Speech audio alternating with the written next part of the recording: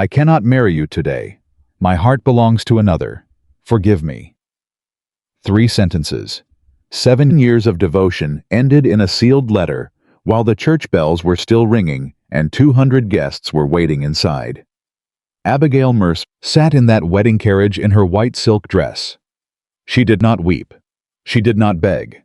She folded that letter with steady hands and told the driver to take her home, because the man who abandoned her never counted on one thing.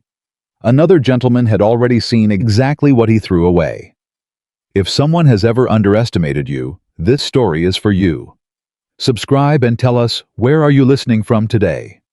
The bells of St. Mary's had been ringing for 11 minutes when Abigail Mercer understood that her life was about to split into 2 halves, before this morning and after. She was still seated inside the carriage, her back straight, her white silk gloves folded in her lap, the way her mother had taught her a lady should sit when the whole world was watching. And the whole world was watching. Through the narrow carriage window, she could see them. The neighbors, the merchants, the wives of county landowners, the farmers who had removed their hats out of respect.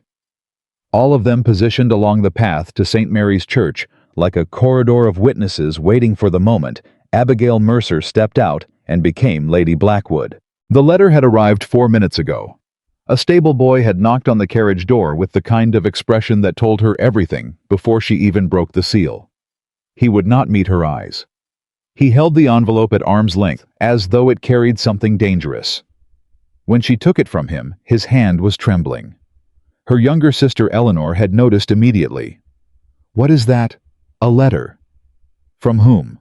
Abigail had looked at the handwriting on the outside of the envelope.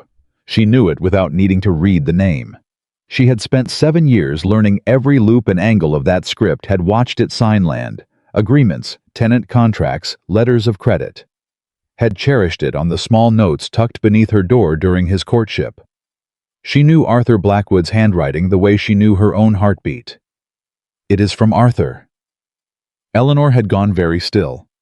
Abigail broke the seal. Inside there were 3 sentences. Only 3. She read them once. Then she read them again because some part of her mind refused to accept that a man could dismantle 7 years in 3 sentences. That 7 years of harvest planning and tenant negotiations and loan restructuring and quiet, unglamorous devotion could be answered with 31 words and a signature. "I cannot marry you today. My heart belongs to another. Forgive me."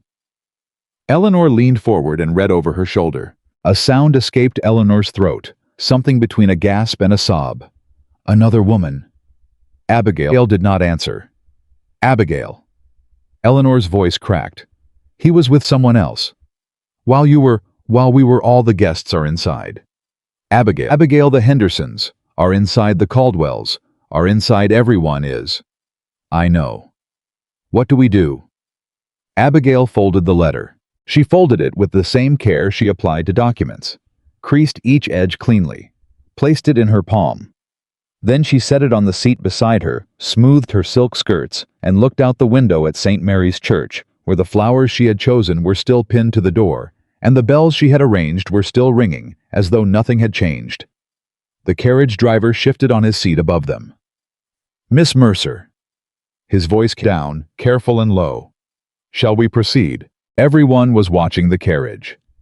The people along the path had begun to sense that something was wrong. She could see the uncertainty moving through the crowd like a wave, the craning of necks, the leaning toward neighbors, the whispered questions beginning to circulate. What is taking so long? Why hasn't she stepped out?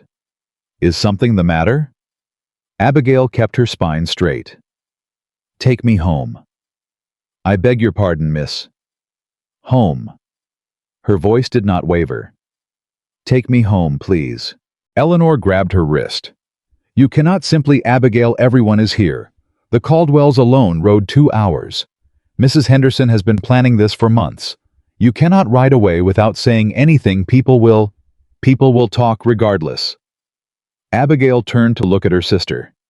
"The only question is what story they tell, and I will not give them the satisfaction of watching me weep on the church steps."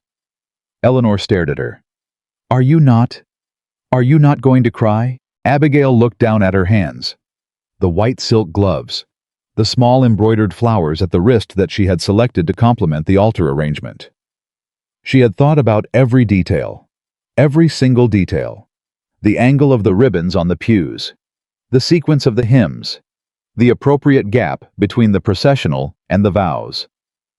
She had spent 3 months organizing this day because Arthur could not be trusted to organize anything without her guidance, and she had done it gladly, done it without complaint, done it the way she had done everything for the Blackwood family for 7 years, without complaint, without recognition, without anyone ever once stopping to ask what she needed. "No," she said finally. "I am not going to cry." The carriage moved. As it turned away from St. Mary's, Abigail heard the murmur begin to rise from the crowd. She did not look back.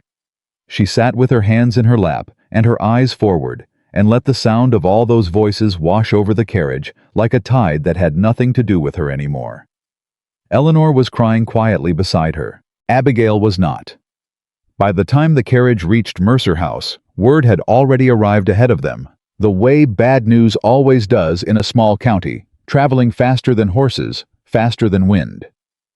The housekeeper, Mrs. Crane, was standing at the front door with her apron twisted in both hands, and her face arranged into the specific expression of a woman who has heard something terrible and is not certain whether to speak of it. Abigail stepped down from the carriage without assistance. "Mrs. Crane." "Miss Mercer." A pause. "I heard that as Thomas from the Caldwell house rode past, and he said, 'Whatever Thomas said is accurate enough.'" Abigail moved past her toward the entrance. "Please bring tea to the study, and send word to Mr. Pemberton that I will require him tomorrow morning. Early." "Mr. Pemberton, the solicitor?" "Yes." Mrs. Crane blinked. "Miss Mercer, are you certain that today is the right time to be thinking about—" "Mrs. Crane!" Abigail paused with one hand on the doorframe. She did not turn around. "The right time to think clearly is precisely when everything around you is falling apart. That is when clear thinking matters most." She went inside. In the study, she removed her gloves, folded them on the desk, reached for the ledger she had been reviewing 3 days prior, the Blackwood estate accounts, which she had been maintaining as a matter of course, because Arthur had long ago stopped pretending he understood them. She opened to the last page. Then she set it aside. Because the Blackwood accounts were no longer her concern. That was a thought that sat strange in her chest. For 7 years, the Blackwood accounts had been her concern. The Blackwood harvest schedules had been her concern. The Blackwood tenant disputes had been her concern, and the Blackwood creditors, and the Blackwood quarterly assessments, and the slow, careful rebuilding of the Blackwood reputation after 3 disastrous seasons had nearly bankrupted the whole operation. Arthur Blackwood had spent those years attending dinners. He had been extraordinarily good at attending dinners. Eleanor appeared in the doorway, still holding a handkerchief to her face. "He was with Catherine Voss." Eleanor's voice was raw. "Mrs. Henderson told the Caldwell daughters, and Mary Caldwell told me when I went back in to collect our wraps. He has been corresponding with her for months apparently, perhaps longer. Catherine Voss from Brentham." Abigail absorbed this. Catherine Voss. She knew the name. A widow. Young, decorative, possessing the kind of beauty that required nothing of a woman, except that she exist in the right light. She had no head for accounts, and no experience with land management, and no particular competence in any practical matter, which meant that Arthur Blackwood would adore her entirely and find her fascinating right up until the moment the money ran out, which without someone managing the accounts it would, quickly. "I see. Is that all you have to say?" Eleanor's voice climbed. "I see, Abigail, this man has humiliated you in front of the entire county, in front of the Caldwells. Your reputation. My reputation will survive. How can you possibly? Because I have done nothing wrong." Abigail looked at her sister directly. "Arthur Blackwood made a choice. I did not make it with him. The county can whisper all it likes, but whispers do not alter the facts. And the fact is that Arthur Blackwood has just freed me from 7 years of invisible labor on behalf of a man who never once noticed I was doing it." Eleanor went quiet. "You should rest," Abigail added more gently. You have had a shock. You have had more of one. I know. A pause. But I have also had a great deal of practice managing difficult situations without the luxury of falling apart. She said it without bitterness. It was simply true. Eleanor left. Abigail sat alone in the study as the afternoon moved through the windows, and she did not weep, and she did not rage, and she did not compose a letter to Arthur demanding explanations she already had. Instead, she opened a fresh sheet of paper, and she began making a list. It was the thing she always did when a problem presented itself. She identified what she knew, what she needed to know, and what her next 10 actions should be. She had learned this without being taught somewhere around the age of 22, when the Blackwood estate had first shown signs of serious financial distress, and Arthur had responded by going to London for a month. Someone had to make the list. It had always been Abigail. The county did not give her 3 days before the talking began in earnest. It started at the Henderson dinner, which Abigail attended on purpose. There had been discussion in the house about whether she should go. Eleanor thought it inadvisable. Mrs. Crane thought it brave to the point of recklessness. But Abigail had decided that retreating from society was the one thing she would not do, because retreat implied shame, and she had nothing to be ashamed of. She arrived in a deep green dress. Not mourning, not apology. Deep green, with her hair arranged and her chin level and her expression arranged into the particular pleasantness that people who did not know her mistook for serenity. The room shifted when she entered. She felt it, the small reorganization of people, the conversations that paused and reformed. Mrs. Henderson came forward with both hands extended and her face full of the complex emotion of a woman who feels both terrible for her friend and faintly thrilled by the drama. "Abigail, my dear, you are so courageous to come." "I am hungry," Abigail said pleasantly. "You always serve the best table in the county, Marion." This was the right thing to say. Mrs. Henderson looked briefly confused by the absence of the response she had prepared for, then recovered and steered her toward the parlor. But the whispers followed her through every room. She caught fragments. Too cold. Always was too cold. A man needs warmth and a wife not ledgers and livestock schedules. And then a different voice, more sympathetic. But she managed everything for them, from what I understand. The entire operation. And a third, Arthur will regret it. Catherine Voss has beauty and nothing else. And then the one that struck her hardest, delivered by a man she recognized as a neighboring landowner, to another man she did not know. The Mercer girl is capable enough, I'll grant you that. But capable isn't the same as wanted, is it? Abigail heard that one from behind a column holding her punch glass, and she stood very still until the men moved on. Capable isn't the same as wanted. She turned the phrase over in her mind the way you turn a stone over to see what is underneath. She was still turning it when she became aware of a man she did not recognize standing at the far edge of the parlor looking at her. Not with pity, not with the particular combination of sympathy and entertainment that everyone else had been offering all evening. Just looking. The way a man looks at something that has genuinely caught his attention. How was tall. Well dressed in a manner that suggested money without advertising it. He held his glass with the easy confidence of someone accustomed to rooms like this one, but not particularly impressed by them. His hair was dark, and his jaw was the kind of angular that age had refined rather than softened. And when she met his eyes, because she refused to be the first to look away, he did not flinch. He inclined his head.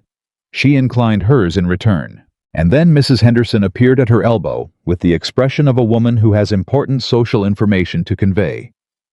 "I see you've noticed Mr. William Harrington." "I noticed he was looking at me." "Everyone is looking at you, darling, but he is looking differently." Mrs. Henderson lowered her voice with the pleasure of someone who knows something. "He arrived in the county last week. He has a property, Harrington Grange, north of the ridge. Inherited from his uncle, apparently, though he has done considerable work improving it. He is not yet 35.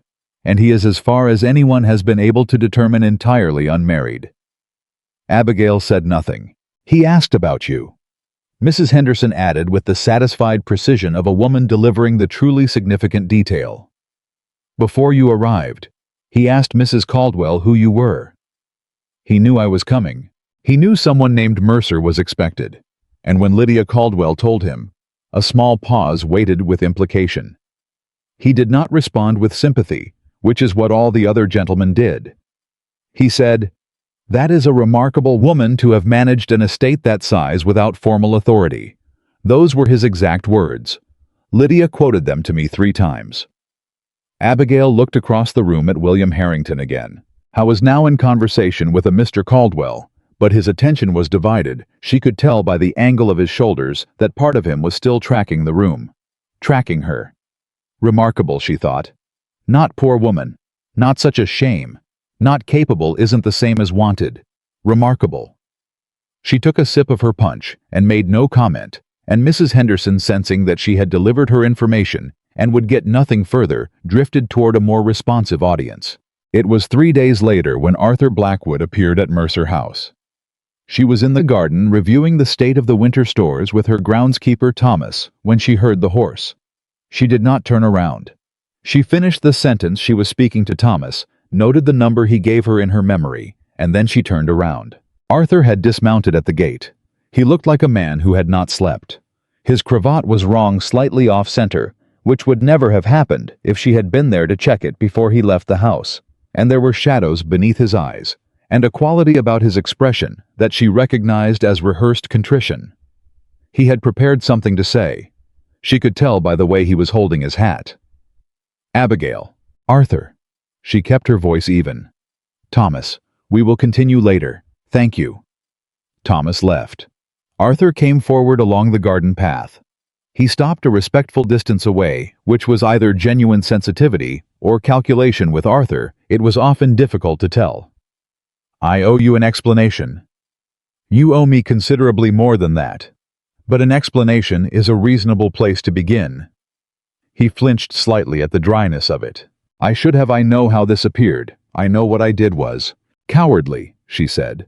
"The word you are looking for is cowardly. A man with any true character would have spoken to me in person. A man who respected the 7 years I gave him would not have delivered this news by letter on the morning of the wedding. What you did." Arthur was not merely unkind. It was the act of a man who could not bear to look at the face of someone he was hurting, because looking would have required him to understand what he was losing. Arthur's prepared speech was gone. She could see it in his face, the words he had rehearsed dissolving under the directness of hers. "Abigail, How long?" A pause. "How long have you been corresponding with her?" He looked at the ground. That was its own answer. "Long enough," she said. "That is what I thought." "It was not. I never meant for it to become—" He stopped, started again. She is very— I do not need you to describe her qualities to me, Arthur. I am asking you a direct question about your behavior, and you are answering me with Catherine Voss's attributes. That tells me everything I need to know." He went quiet. "You came here to apologize," she said. "And there is a part of you that hoped I would be in a state that made your apology feel sufficient. Tears. Anger. Something that would let you comfort me and feel as though you had done your part." She looked at him steadily. "I am not going to give you that." "Abigail." "The accounts." He blinked. "The Blackwood accounts," she said. "You will need someone to take them over. I would recommend you hire Mr. Pemberton's office. They are competent, though they will cost more than I did, which was nothing." A beat. "I have prepared a summary of the current state of things. The tenant situation on the north parcel needs attention by the end of the month. There is a disputed boundary with the Headley property that will require legal correspondence before spring. And the rotation schedule for the East Fields should not be altered regardless of what any new overseer recommends, because the soil has specific requirements I have documented in the left-hand ledger." Arthur stared at her. You are telling me about the ledgers." "I am telling you what you need to know to not destroy." "What took me 7 years to build," she said. "Because despite everything, I would not undo that work simply to spite you. The people who work that land deserve better than to suffer because their employer made a poor decision." "Abigail." His voice had dropped into something raw. "Do you feel nothing?" She looked at him for a long moment. "I feel a great deal," she said finally. I feel the specific grief of a woman who gave the best years of her competence to a man who treated them as invisible. I feel the anger of someone who was never once asked what she needed during 7 years of steadfast service. And I feel more than anything, a clarity I have not had in a very long time. A pause. But I will not perform that feeling for you, Arthur. Because that too would be something I was giving you, and I am done giving you things. He left 20 minutes later. He had the look of a man who had come to deliver absolution and discovered that no one was offering it. The following Tuesday, Abigail rode out to inspect the Mercer land, her own land which she had been neglecting while she managed someone else's. She took the northern route past the ridge which she had not traveled in some months, and it was on that route near a disputed field boundary she had forgotten was still in question that she encountered William Harrington. He was standing in the open field with his steward, holding what appeared to be a surveying document and arguing with it in the quiet, focused manner of a man who trusts his own assessment over a written record. He looked up when she rode past. Then he looked again. Miss Mercer. She stopped her horse. Mr. Harrington. She glanced at the document in his hands. Boundary question. The record says the line runs north of that oak. He gestured. The oak argues otherwise. She looked at the tree, then at the field. Something in her mind. 7 years of land disputes turned over automatically. The county surveyor came through in 1808, she said. He was famously optimistic about where north was. If your deed dates from before 1808, the original survey is probably more reliable. He looked at her with a quality of attention that was not surprise exactly, but was something more specific than interest. My deed dates from 1806. Then the oak is correct. A pause. The county assessor's office keeps the original survey records. Third drawer left side if Mr. Pemberton hasn't reorganized them. William Harrington looked at her for a moment longer than was strictly necessary. Marion Henderson told me, he said, that you managed the Blackwood estate accounts for 7 years. Among other things. She said it as though she wasn't certain whether to admire you for it or feel sorry for you. Abigail looked at him directly. Which did you do? A pause. Something shifted in his expression, a quality that might have been the beginning of a smile controlled before it arrived. Neither, he said. I thought it sounded like someone who was very good at her work doing it in a place that didn't deserve her. Abigail held his gaze. That is an accurate enough summary, she said. He tucked the surveying document under his arm. I have a proposal, he said. Not a social one. He seemed to note her expression and continued directly. My estate has been mismanaged for the better part of a decade under my uncle's oversight. The accounts are in a state that I would describe as organized chaos, and I do not use that word charitably. I need someone with genuine competence to assess the situation and tell me honestly what I am dealing with. A pause. I have been told you are the most competent person in this county. I am inclined to believe it. And I wonder if you might be willing to review the Harrington records on a formal paid consultancy basis and give me your assessment. She studied him. You are offering me work. I am offering you what your work is actually worth, which is, I suspect, considerably more than you have been receiving for it. She was quiet for a moment.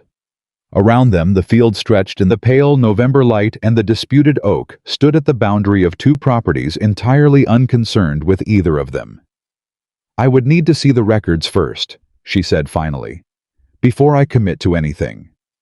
Of course, and I will give you an honest assessment regardless of whether it is what you want to hear. I would not want it any other way. She considered him for one more moment. The directness of him, the absence of pity, the way he had said doing it in a place that didn't deserve her, with the calm precision of a man stating a fact rather than offering comfort.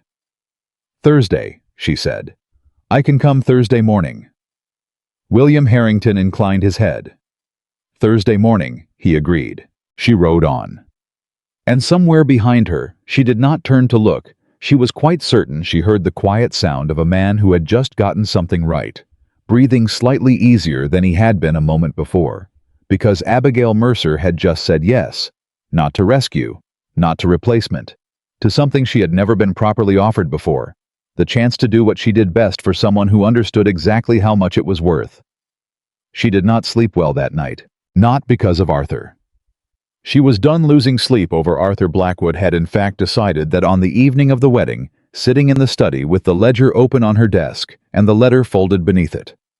Arthur had taken enough from her. He would not take her rest. She did not sleep because she kept returning to the conversation by the oak tree. Not a social one, he had said with that careful precision, as though he had known the word proposal might carry weight she wasn't prepared for and had chosen to acknowledge it and redirect it in the same breath. She had known men who navigated language that carefully her father before he died. Mr. Pemberton occasionally on his better days. She had not expected it from a stranger in a field. She turned over in the dark and looked at the ceiling and thought about what it meant that a man she had met twice had managed to make her feel not flattered. That was not the word, but accurately perceived in a way that 7 years of intimacy with Arthur Blackwood never quite had. Arthur had loved her, she supposed. In the way a man loves something useful. In the way you love a reliable tool with genuine appreciation and absolutely no awareness that the tool might have needs of its own. William Harrington had looked at her across a field boundary and seen competence, and called it remarkable, and offered to pay for it. That shouldn't have meant as much as it did. And yet. Abigail closed her eyes. Thursday morning, she thought.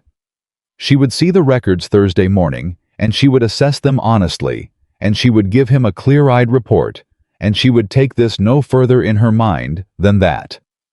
She was a practical woman. She had always been a practical woman. She fell asleep telling herself that. And if she dreamed of anything, she kept it to herself.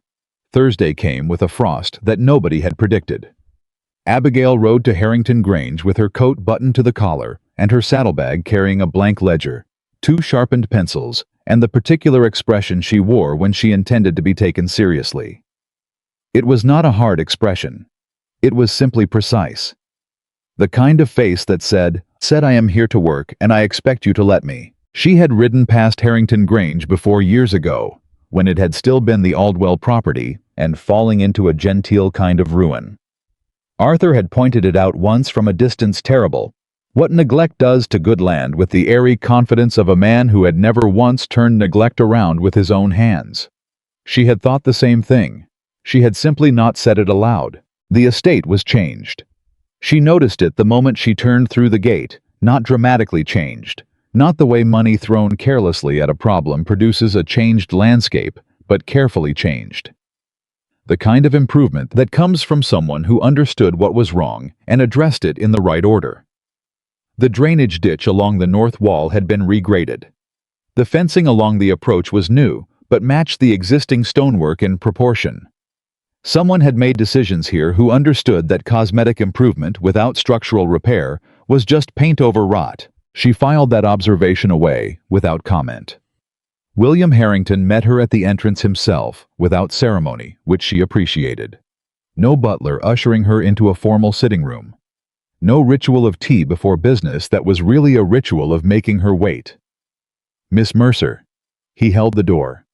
Thank you for coming. The records are in the study. Then let us start with the records. He almost smiled at that. Almost. The study was the working kind, not decorated to impress visitors, but arranged to get things done. 3 separate stacks of ledgers on the main table organized by year, but not, she could already see, by category. 2 boxes of correspondence that had been opened and not yet filed. A map on the wall with annotations in at least 3 different hands, which told her that the estate had passed through 3 different sets of management opinions, without any of them fully deferring to the others. She set her bag down. How long since someone did a proper audit of these accounts? My uncle passed 4 years ago. Before that, I believe the last formal review was. He paused, consulting something in his memory. 1813. So 9 years of accumulated decisions without anyone checking whether the decisions were sound.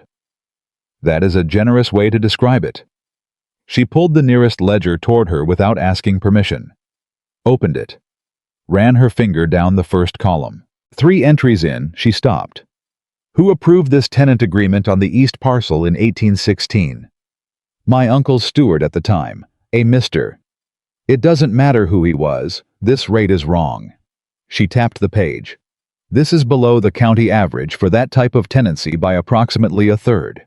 Either he was incompetent, or he was giving preferential terms to someone he had a personal arrangement with. William came around the table to look where she was pointing. How was close enough that she was aware of it. The proximity of him, the way he leaned over the ledger without invading her space, but without retreating from it either. Most men she had noticed over years of working in rooms they considered their own tended to do one or the other. Crowd or withdraw.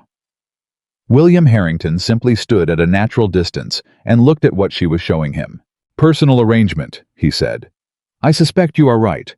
The steward was dismissed by my cousin 6 months before I inherited. No explanation given in the records. Dismissals with no explanation on record are almost always explanations in themselves. She turned the page. I will need to go through all of the tenant agreements, each one, not a summary, the original documents. They are in the second box. Good. She moved to the second box. What is the current state of the Northfield rotation? Problematic. Specifically, the soil has been pushing the same crop for 3 seasons. The yield is declining. She looked up from the box. Who authorized 3 consecutive seasons on the same rotation? He met her eyes with a flatness that said he had already asked himself this exact question and not enjoyed the answer. I did, he said. In my first year. The steward I hired recommended it, and I lacked the knowledge to question him. Abigail looked at him for a moment. This was the thing about William Harrington that she had not expected and was not entirely certain how to process. He told the truth about his own mistakes with the same directness that he told the truth about everything else. No qualification, no deflection, no slight repositioning of the facts to make himself look better informed than he had been. I lacked the knowledge to question him. 6 words. No apology wrapped around them, but no defensiveness either. Just the fact offered plainly as though he considered honesty about his own ignorance a more useful quality than the pretense of expertise. The rotation can be corrected, she said. It will cost a season of reduced yield, but the long-term soil recovery is worth it. I will put the specific schedule in the report. I would appreciate that. She turned back to the box. They worked in silence for the better part of 2 hours, and it was a comfortable silence, the kind that forms between people who are both actually engaged with a task rather than managing the impression of engagement. She pulled documents and asked questions when she needed clarification. He answered without elaboration, unless elaboration was useful. He did not hover. He did not offer opinions that weren't asked for. He did not, and she noted this specifically because she was not used to it, try to explain things to her that she had already demonstrated she understood. Around mid-morning, a young man appeared in the doorway. Sir, Mrs. Aldwell has arrived. She says she has a matter of some urgency regarding the southern boundary. William did not look up from the document he was reading. Tell Mrs. Aldwell I am in a meeting and will call upon her tomorrow. The young man hesitated. She says it is quite urgent, sir. So is this. He turned a page. Tomorrow, Thomas. The young man left. William turned another page. Abigail kept her eyes on the correspondence she was reviewing and said nothing and felt something she had not felt in a very long time. The feeling of her time being treated as worth something. She had told herself that morning that she was being practical, that this was a professional arrangement, that William Harrington's good manners and direct speech were simply the qualities of a well-raised man, and she should not assign them undue significance. She told herself that again now. She was quite convincing. It was while she was reviewing the third ledger that she found the problem. Not an irregularity those she had already found catalogued and set aside for the formal report. This was something larger, a pattern that only became visible when you laid 4 years of accounts side by side and traced a particular line of expenditure from one year to the next. She stopped, read it again. Then she set the ledger down and picked up the second one from 1815 and checked the corresponding entry. Mr. Harrington. He looked up. Come and look at this. He crossed the room and stood beside her. She pointed to the entry in the 1815 ledger, then to its counterpart in the 1817 ledger, then to the third entry in the current accounts. "This payment," she said, "it goes out every November, to the same recipient. The name changes here. It is listed as General Estate Maintenance, here as Boundary Improvement, here as Legal Consultation, but the amount is identical each time. To the penny." He looked at all three entries. Identical. Exactly identical. Not approximately, not close. To the penny 3 times across 4 years, to a recipient whose name is never the same. She looked at him. General estate maintenance does not cost the same as boundary improvement to the penny. No legitimate expense category does that. He was quiet for a moment. Someone was taking money. Someone was taking money, she confirmed, and being careful about it. Changing the category name so that no single entry looked suspicious. But not careful enough to vary the amount, which is oddly the harder thing to remember to do. He picked up the 1815 ledger and looked at it with an expression that had gone very still. "How much total?" "Across the 4 years, I can confirm I would need to check the earlier records to see if the pattern extends further, approximately £460. The room was quiet. £460 was not catastrophic money for an estate the size of Harrington Grange. But it was not a small number. And more than the number, it was the deliberateness of it, the sustained, careful, repeated decision to deceive. That was a different kind of damage. "The steward," he said, "almost certainly. The timing aligns with his employment, based on what you told me about when he was dismissed. My cousin knew." His voice had changed slightly, not louder, but denser, somehow weighted with a calculation she could see him making in real time. "She dismissed him without a formal explanation 6 months before I inherited. She knew, and she said nothing to me."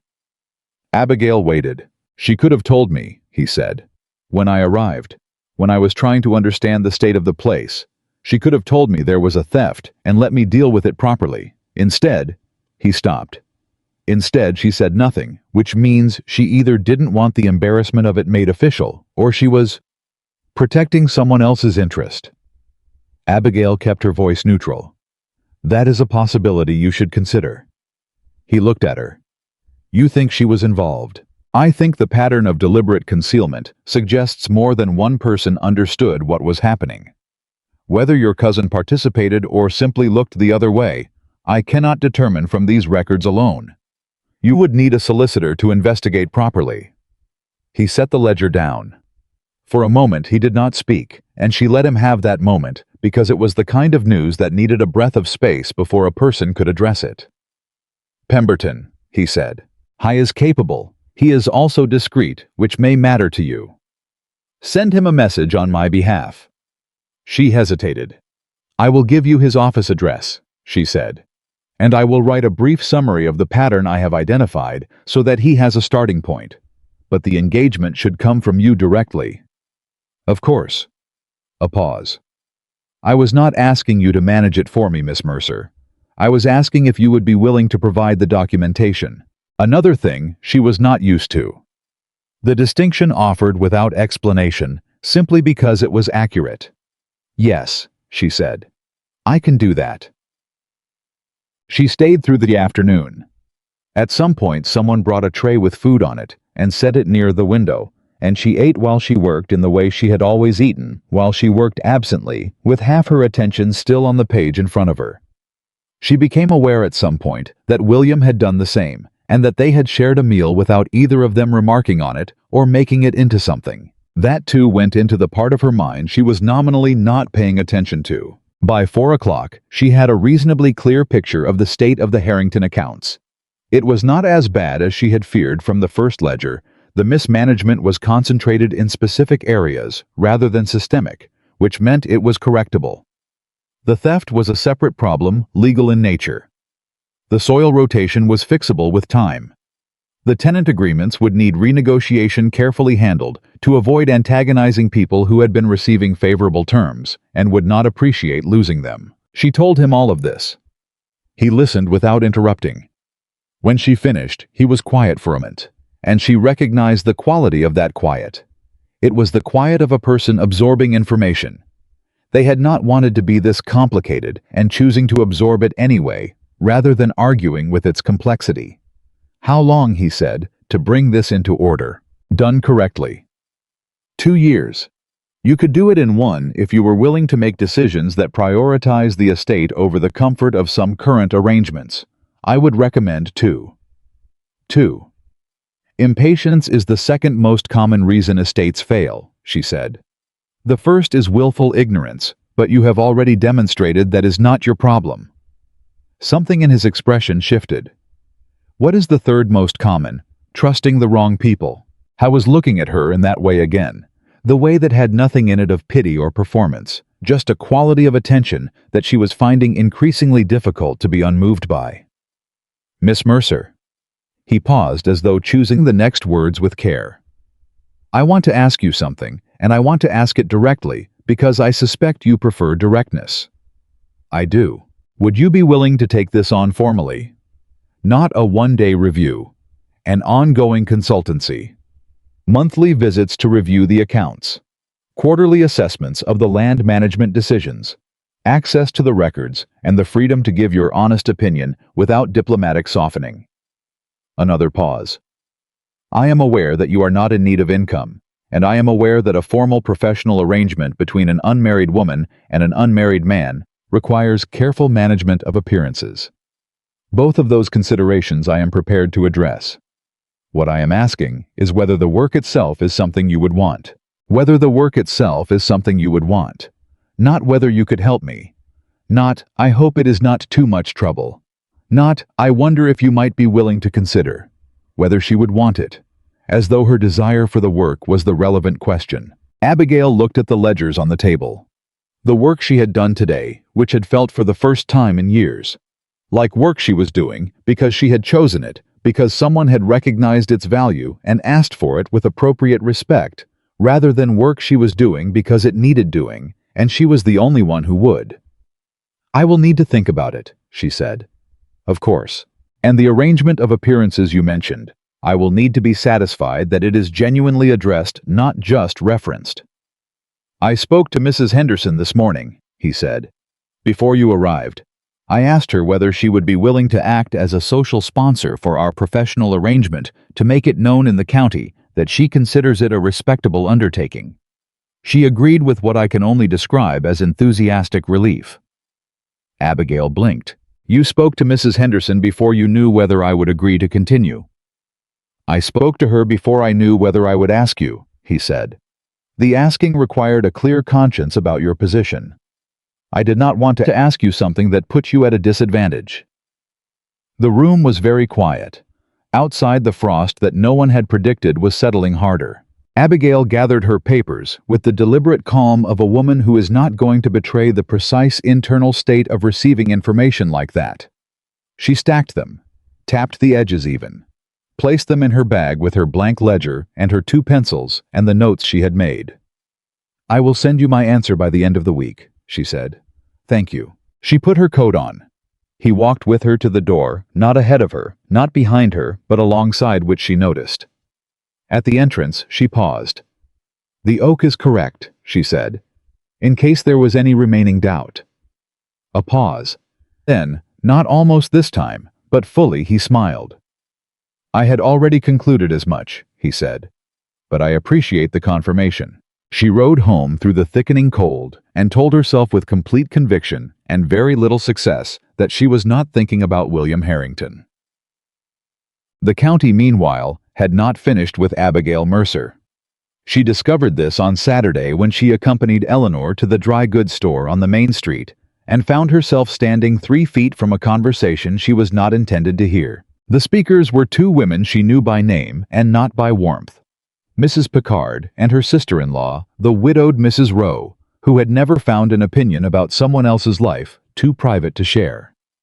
They were standing at the counter with their backs to the door, and they did not hear Abigail and Eleanor enter over their own voices. Saw her riding out to Harrington Grange on Thursday, Mrs. Picard was saying. Alone, just the 2 of them in that house for the entire day. Well, she always was too forward, Mrs. Rowe replied. Arthur Blackwood said so apparently, said she had more opinions than was seemly in a woman. Arthur Blackwood left her for a pretty face with no conversation whatsoever, which tells you something about his assessment of seemly. Eleanor's voice, sharp and sudden, cut across the store from directly behind Mrs. Picard. Both women turned. Eleanor was standing very straight, which she did when she was furious, and she had inherited the Mercer capacity for stillness in a conflict, which meant she looked dangerously composed. Abigail put a hand on her arm. Quietly. Eleanor did not shake her off, but she did not look away from Mrs. Picard either. Mrs. Picard's chin went up. "We were simply noting that." "You were noting," Eleanor said, "that my sister rode to a business meeting in a county where she has managed more land than either of you will ever inherit. I fail to see what requires noting." "Eleanor." Abigail's voice was low and even. "She should know what people are saying. I know what people are saying." Abigail looked at Mrs. Picard with the particular pleasantness that people who did not know her mistook for gentleness. "People have always had opinions about capable women, Mrs. Picard. I have found that the opinions tend to shift over time, and that the women usually outlast them." A pause. "Good morning. Please give my regards to your husband." She steered Eleanor to the counter, made her purchases, and walked out. On the street, Eleanor exhaled. "You should have said more." "I said exactly enough." "They are saying you are positioning yourself for Mr. Harrington." "They can say whatever they like. My position is the one I have always held. My own." She adjusted her bag on her shoulder. "Now come along. I promised Mrs. Crane I would be back before noon." But that evening, alone in the study, she thought about what Mrs. Picard and Mrs. Rowe had said. Not the malice of it, that was old music, she had heard every variation of that tune for years, but the specific accusation underneath the gossip. Forward. Too many opinions. Not seemly. She had been hearing those words in one arrangement or another since she was 19 years old. Arthur had said it once. Not unkindly. He had said it with a slight laugh. "The way you note a personality quirk you have decided to find charming. You do have strong opinions, darling." And she had softened her voice and framed her opinions as questions, and spent 7 years managing not to be too much for a man who was, she now understood clearly, not enough. She sent her answer to William Harrington the following morning. "Dear Mr. Harrington, I accept your proposal of a formal consultancy arrangement, subject to the conditions discussed. I will call Thursday next to begin the quarterly assessment. A. Mercer." She sealed it and handed it to the postboy, and did not second-guess it. She was done softening herself for rooms that were too small. Arthur Blackwood came back a second time the following week. She had not expected it. The first visit had felt conclusive. He had come. She had spoken plainly. He had gone with the expression of a man who had received information he needed time to process. She had assumed processing would lead him to Catherine Voss and stay there. Instead, he arrived on a Wednesday morning when she was reviewing the Mercer accounts at the garden table, a habit she had resumed with something approaching pleasure now that the accounts were her own again. He came through 8 without being announced, which was either a measure of his agitation or of old habit. He had walked through this garden unchallenged for years. "Abigail." She looked up. Then she looked back at her ledger. "Arthur, I heard you were seen at Harrington Grange." "Did you?" "I heard you were there all day, alone with the man." She kept her finger on the line in the ledger. "I was conducting a professional review of his estate accounts. Mrs. Henderson is aware of the arrangement." A pause. "Unless you have a concern of a professional nature, I am not sure what part of my Thursday is your business." He pulled out the chair opposite her and sat down without being invited, which told her the agitation was genuine. "He is a stranger," Arthur said. "You know nothing about him." "I know he pays his debts on time and his soil rotation decisions are correctable, which is more than I knew about the Blackwood estate before I spent 3 years fixing it." She turned a page. "What is it you actually want to say, Arthur?" A muscle worked in his jaw. "I am concerned about your reputation." She looked up. She looked at him for a long moment. This man she had loved in the careful, patient, comprehensive way she had done everything for 7 years, across seasons and setbacks, and every quiet crisis that he had not noticed, because she had absorbed them before they reached him. She looked at him, and she felt the full, strange weight of this moment, which was the man who had sent her a 3-sentence letter to end their engagement on the morning of her wedding, was sitting in her garden expressing concern for her reputation. "Arthur." Her voice was very even. "You forfeited the right to concern yourself with my reputation on the morning of the 12th of November, when you sent me a letter informing me that your heart belonged to another woman." At that moment, the subject of my reputation became entirely my own to manage. She closed the ledger. "And I am managing it quite well." "He will not?" Arthur stopped. Tried again. "Men like that do not marry women like you, Abigail. Not in a professional capacity. He wants—" "Arthur." She rose from the table. "I am going to say this once clearly, and then I am going to go inside. You did not leave me because you fell in love with someone else. Or rather you did, but that was not the beginning of it. You left me because you had spent 7 years accepting everything I did for you and giving very little thought to whether any of it was what I wanted." She picked up her ledger. "Mr. Harrington offered me exactly one thing in exactly the right way, and that was the honest respect due to a woman who knows what she is doing. He did not offer it with flattery, or with conditions, or with the implicit expectation that I shrink myself to fit inside it." A pause. "That is not something I am going to explain to you any further, because explaining it is a gift of my time, and I have given you enough of those." Arthur sat at the garden table, and she went inside, and she did not look back. She went straight to the study and sat down and folded her hands on the desk and breathed. She was shaking slightly, not with grief, not with anger, with the specific, unfamiliar sensation of having said exactly what she meant without apology, without softening, without once calculating what it would cost her to say it. It had cost her nothing. That was the part that astonished her. The morning she returned to Harrington Grange for the first formal consultancy session, Mrs. Henderson was waiting at the gate. Abigail pulled up her horse. "Marian, what are you doing at the gate of Harrington Grange at 8 in the morning?"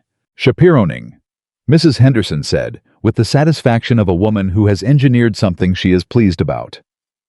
"Mr. Harrington asked me to be present for the first formal visit. He said it was important to establish the propriety of the arrangement from the beginning." A pause. "I thought that was remarkably thoughtful." Abigail looked at her. "He planned this before he knew I would accept." "He planned it before he asked you," Mrs. Henderson corrected. "He told me so. He said he would not extend the invitation if he could not extend it properly." She tilted her head. "Abigail, when is the last time a man arranged something for your benefit before you needed it arranged?" The answer was never. She knew it was never. She rode through the gate without answering, which was an answer Mrs. Henderson understood perfectly, because she was still smiling when she followed. Inside the study was laid out as before the ledgers, the correspondence boxes, the annotated map with its 3 different handwritings. But there was something new on the table. A second chair properly positioned at the same angle as the first with a writing surface arranged for a second person. Not a visitor's chair. A working chair. Equal in every particular to his own.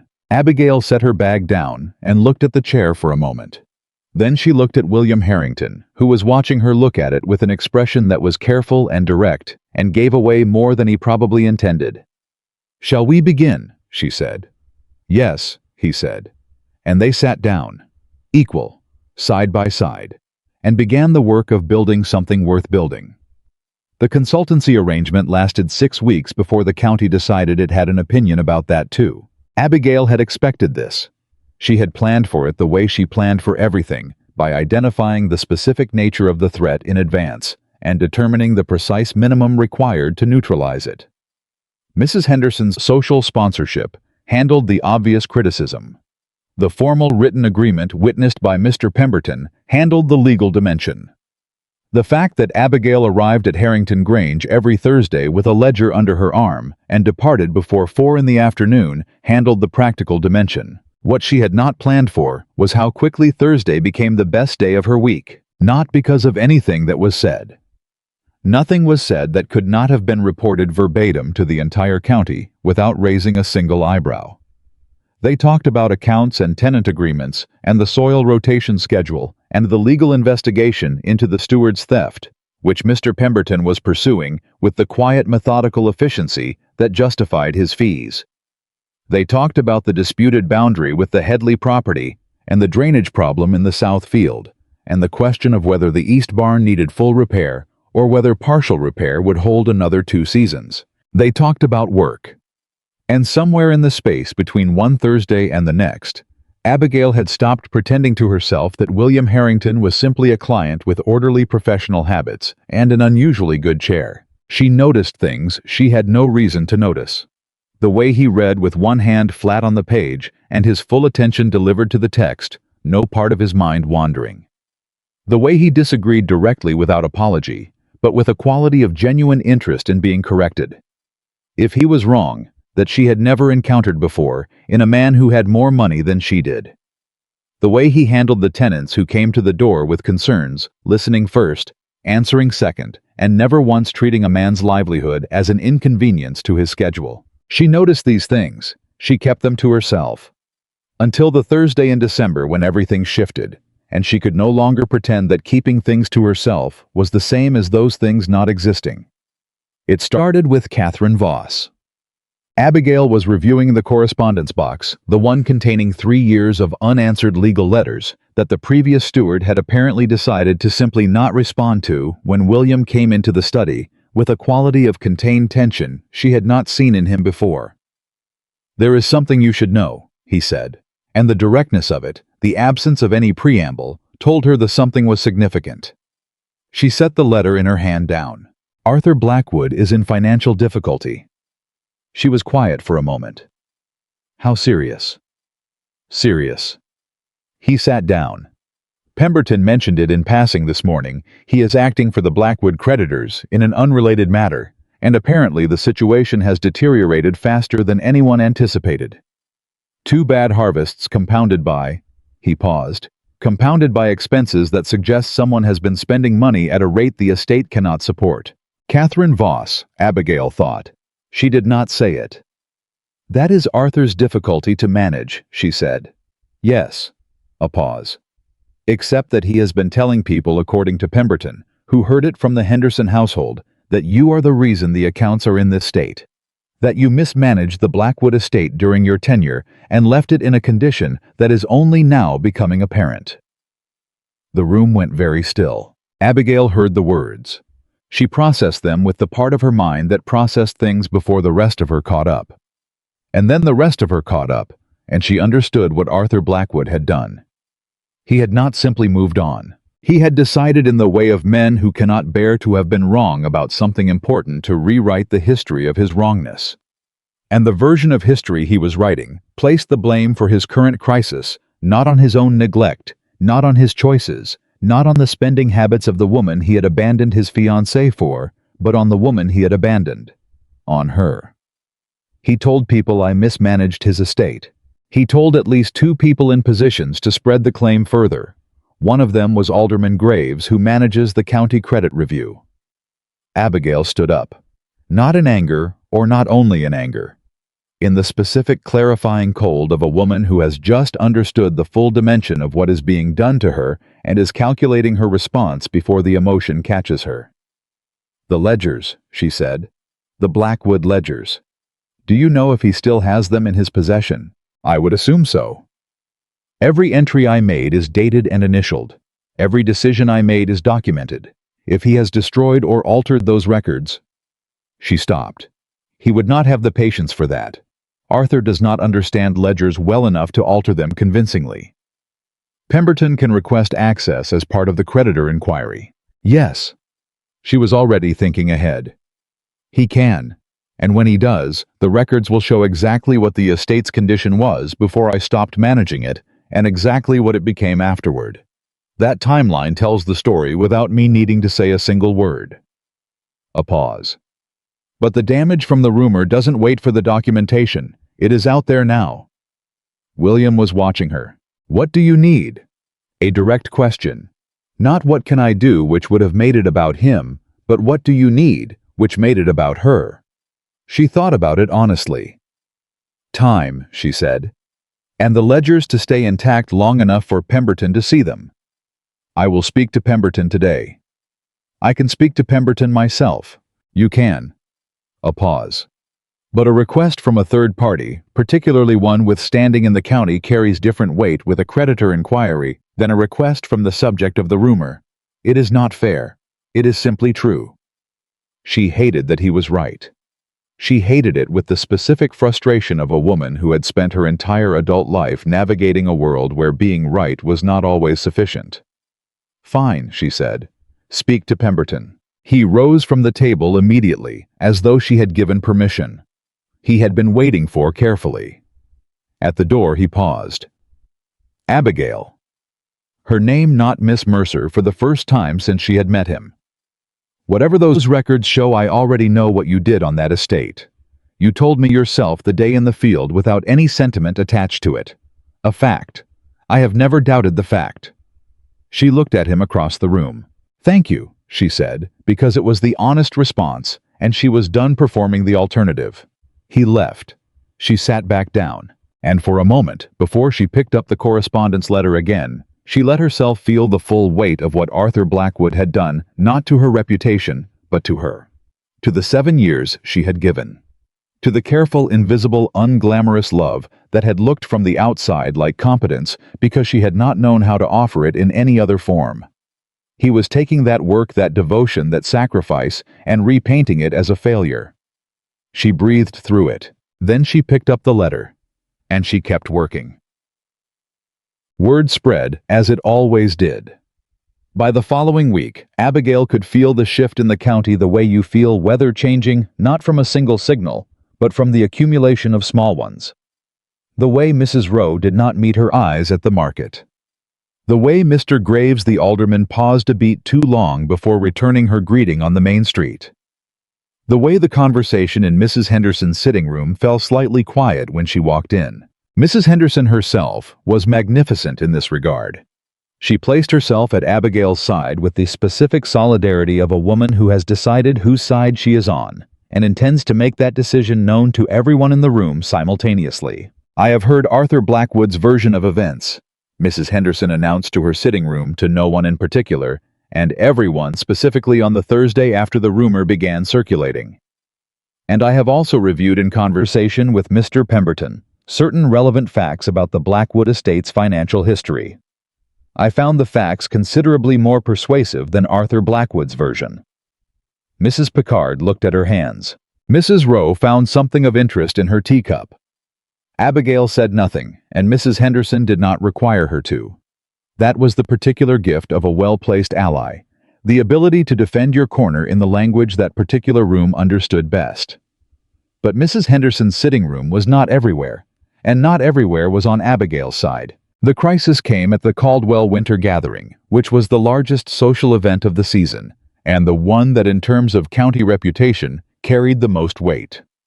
Abigail attended because retreat was not available to her as a strategy. She had decided that on the day she turned the carriage away from St. Mary's, and she was not revising it now.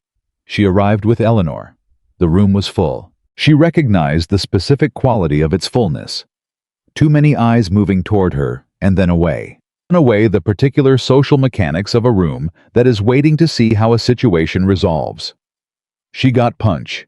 She spoke to the Caldwells. She complimented Mrs. Caldwell on the arrangement of the room with the genuine attention of a woman who notices things, and Mrs. Caldwell received it gratefully, and for 20 minutes, everything proceeded normally. Then Arthur arrived, with Catherine Voss on his arm. Abigail had not known he would be here. She should have anticipated. The Caldwells maintained social courtesies, regardless of personal drama, and Arthur Blackwood had been a Caldwell dinner guest for years, but she had not thought through that particular possibility. She registered the oversight with the calm of someone too experienced in unexpected situations to let the feeling of not having planned for this become visible. Catherine Voss was as described beautiful, young. She wore her dress with the ease of someone who had spent considerable money on it and wanted people to know. Her hand was on Arthur's arm, and she was laughing at something he had said, and Arthur had the expression of a man who was exactly where he wanted to be, which meant he had not yet looked across the room and seen Abigail. Eleanor's hand found her wrist. "We can leave." "We are not leaving." Abigail took a sip of punch. "We arrived first. If anyone is uncomfortable, they are welcome to leave." Eleanor exhaled. "You are so much braver than I am." "I am not brave," Abigail said quietly. "I simply refuse to let him have the room." Arthur saw her 3 minutes later. She watched it happen the moment his eyes found her across the crowded gathering, the small adjustment in his expression that moved through several stages very quickly. Surprise. Discomfort. And then underneath both of those, something she recognized as guilt, which he had the grace not to entirely conceal. Catherine Voss followed his gaze. Her expression was less complicated. It was the expression of a woman who has heard a story about someone and is now meeting that someone for the first time and is reconciling the story with the reality. What Catherine Voss was reconciling, Abigail suspected, was that the woman Arthur had described as cold and managing and too capable for her own good was standing across a room in a dark blue dress with her chin level and her eyes steady, and looked nothing like the diminished figure the story had required her to be. Arthur steered Catherine in the opposite direction. Abigail turned back to her conversation. And then from the other side of the room, William Harrington crossed toward her. She had not known he would be here either. But she found when she saw him moving toward her with that unhurried directness that was entirely his own, that this particular piece of unplanned information was considerably more welcome than the previous one. "Miss Mercer." He stopped beside her. His eyes moved briefly to the part of the room where Arthur and Catherine had positioned themselves, and then back to her. "You are looking composed." "I am feeling several things that are not composure," she said. "I am simply choosing not to display them." "That takes more strength than composure does." He said it without inflection as a fact. "I spoke to Pemberton this afternoon. He has secured access to the Blackwood records. The review will take 2 weeks, but he is confident the documentation will be definitive." "Good. In the meantime," he paused, "I should like to tell you something that has nothing to do with Pemberton or the records." She looked at him. "What?" "3 people have said to me this week in various formulations that I should be concerned about the nature of my professional arrangement with you." He met her eyes steadily. "Given the rumors." Abigail felt something shift in her chest. "I see. I want you to know how I responded to all 3 of them." She waited. "I told them that I had reviewed the Blackwood accounts personally, that I could read a ledger that the work documented in those accounts represented 7 years of exceptional management by a woman who received neither appropriate credit nor appropriate compensation, and that I would continue our arrangement indefinitely and without reservation." A pause. "And then I told Mr. Graves specifically that any county creditor who chose to penalize a woman on the basis of a discredited rumor, rather than documented fact, would find that my own accounts moved to a different institution. The room around them continued its ordinary social business. Abigail was aware of it only distantly. "You threatened to move your accounts." "I made a business decision clear. The faintest distinction. I am not in the habit of maintaining financial relationships with institutions that operate on rumor." She looked at him for a moment. "William." His name returned to him the way he had used hers. "Why?" He did not pretend to misunderstand the question. "Because what is being done to you is wrong," he said. "And because I am in a position to say so in language that particular audience understands. And because—" beat a brief pause that was the most unguarded thing she had seen from him. "Because you would do it for someone else without a second thought, and you should not have to do it for yourself when there is someone standing right here." Abigail did not look away. This was the moment she understood that she had already passed the point of no return some weeks prior, somewhere between the first Thursday and this one and that. Telling herself she was being practical had been a comfortable fiction she had maintained for her own protection. She was not going to maintain it any further. "Thank you," she said. "Don't thank me," he said. "Just keep coming on Thursdays." She almost laughed. The sound came out as something smaller and warmer, and she turned it into a sip of punch and directed her attention back to the room, before her expression said something she was not yet prepared to say aloud. Across the gathering, Arthur Blackwood was watching them. She did not look at him. The thing about Arthur was that he could not let it be. A lesser man would have retreated after the Caldwell gathering. A man of genuine character would have looked across that room at William Harrington standing beside Abigail and understood clearly what he had thrown away. But Arthur Blackwood was neither lesser nor genuinely characterized. He was something more complicated and more frustrating, which was a man of moderate intelligence who had enough self-awareness to know he had made a catastrophic mistake, and not enough self-awareness to understand that the mistake was not simply tactical. He requested a meeting with her the following week. Not at Mercer House this time.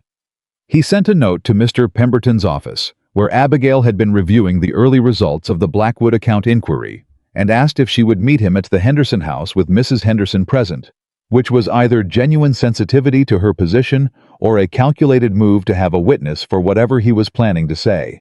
She went. Because refusing to go was also a kind of answer, and she had not yet decided what her answer was. Mrs. Henderson installed them in the front parlor, and then very deliberately removed herself to the adjacent room, with the door left open at an angle that was both proper and entirely transparent. Abigail sat. Arthur sat across from her. He looked worse than the last time she had seen him.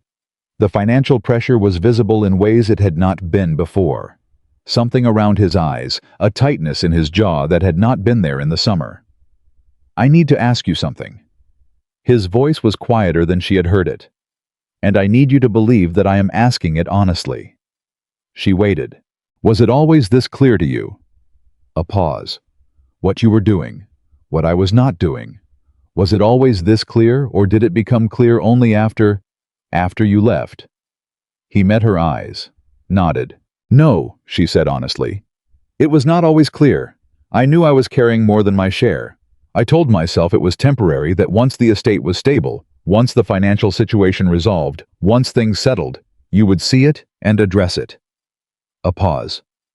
"I was wrong. Not about the carrying, about the settling. I never asked you to carry any of it. No, you simply never stopped me." She kept her voice even. "That is not the same as not asking Arthur. You accepted it, year after year. You accepted my management of your accounts and your harvest schedules and your tenant disputes without once asking what it cost me or what I might have wanted to do with those years instead." He was quiet for a long moment. "Catherine," he started. "You do not have to explain Catherine to me. I want to." He leaned forward slightly. "I want to because I think I understand it now in a way I did not at the time. Catherine asked nothing of me. She did not expect me to be informed or competent or attentive to details. She was—" He stopped. "She was the first person in years who made me feel adequate, and I mistook that feeling for love." Abigail looked at him. "Arthur." Her voice was gentle and exact in equal measure. "Feeling adequate is not love. And a woman who makes you feel adequate by expecting nothing of you is not a partner. She is a mirror that only shows you what you want to see." Something in his face broke slightly. "The accounts," he said. "Pemberton's review. What will it show? The truth." She met his eyes without apology. "That the estate was in sound condition through my management and deteriorated after my involvement ended. That will be in the documentation clearly with dates. I know." He looked at his hands. "I am not here to ask you to protect me from it.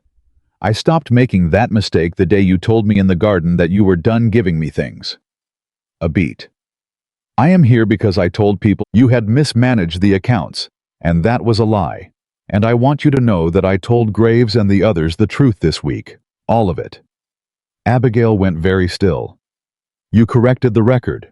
I told Graves specifically that the claim was false, and that the documentation would bear that out, and that I expected him to retract any credit decisions made on the basis of it." He said it without looking for credit, which was perhaps the most honest thing she had ever heard from him. "It was the least I could do. It is nowhere near sufficient, but it is what I could do." She sat with that for a moment. This was the version of Arthur Blackwood she had believed existed during 7 years of hoping. The version that could look at his own behavior clearly and name it plainly and do something about it without requiring her to guide him toward the doing. She had waited for this Arthur for 7 years, and he had arrived with painful precision 14 months too late. "Thank you," she said, genuinely. "It does not change anything." No, she agreed. It doesn't. He looked at her with the expression of a man who has arrived at a truth he would have preferred to avoid. He is good to you. Not a question. He is honest with me, she said. Which is more important? Arthur nodded slowly. He stood. He picked up his hat. He moved toward the door and then paused with his back to her for just a moment. I told him once, I told someone I don't remember who, that you were too capable for your own good. He didn't turn around. I think what I meant was that you were too capable for mine. He left. Abigail sat in Mrs. Henderson's parlor. From the adjacent room came the sound of Mrs. Henderson moving very carefully and quietly so as not to be noticed, which meant she had heard every word and was processing it with the intense concentration of a woman who has just witnessed something significant. Abigail almost smiled. You can come back in Marion. A pause. And then Mrs. Henderson appeared in the doorway with her hands folded and her expression arranged into something that was not quite innocent. I was simply, you were listening. I was present. A dignified correction. And I want you to know that what Arthur Blackwood just said, she stopped, composed herself, that was more than I expected from him. It was more than I expected as well. Does it change anything? Abigail stood and smoothed her skirts.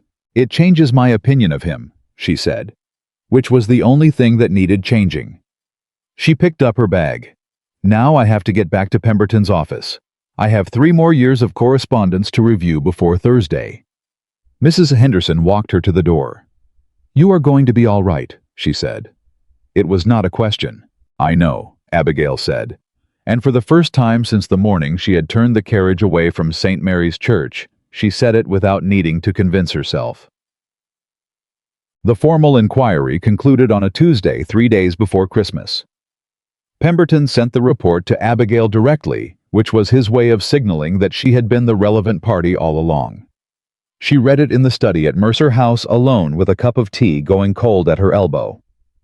The documentation was unambiguous. 7 years of sound management, documented in her own hand, dated and initialed, preserving a record so clear that Pemberton had noted in his cover letter that the accounting quality was, in his professional opinion, among the most thorough he had encountered in 20 years of estate work.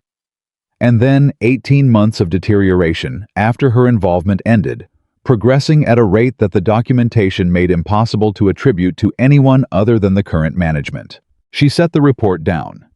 She sat with it for a moment, not with triumph, because triumph required an opponent, and Arthur Blackwood had stopped being her opponent the day he corrected the record with Graves. She sat with it with something quieter than triumph and more sustaining. The simple, clean satisfaction of being proven right by your own work, by your own record, by the documentation of your own hours. She had always known the truth. Now the county would know it too. She arrived at Harrington Grange on Thursday, with the Pemberton report tucked in her bag. She was not certain why she brought it. William already knew what it would show, and she had no need to prove anything to him. But she brought it anyway, and when they sat down at the table in the study, with its 2 equal chairs, she set it in the center between them. He looked at it, then at her. It says what we expected. It says exactly what we expected. He picked it up, read the summary page, set it back down. 7 years, he said. 7 years. That is a long time to do excellent work for someone who didn't notice. She looked at him across the table. I noticed, she said. That was the thing. I always noticed. I just couldn't find a way to make it matter to anyone else. William was quiet for a moment. It matters now. And the way he said it, without emphasis, without sentiment, without any performance of meaning, made it the truest thing she had heard in a very long time. She opened the current ledger. He opened his. They worked side by side in the good quiet of 2 people who understand each other's language, and the frost settled outside, and the afternoon moved, and there was nothing in that room. Not the 7 years, not the letter, not Arthur, not Catherine, not Mrs. Pickard, and Mrs. Rowe and Alderman Graves, and the whole humming machinery of county opinion that could reach them.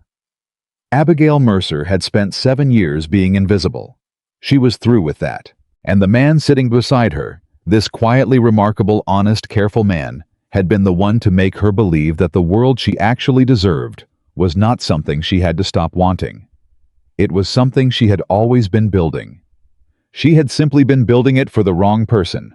Not anymore.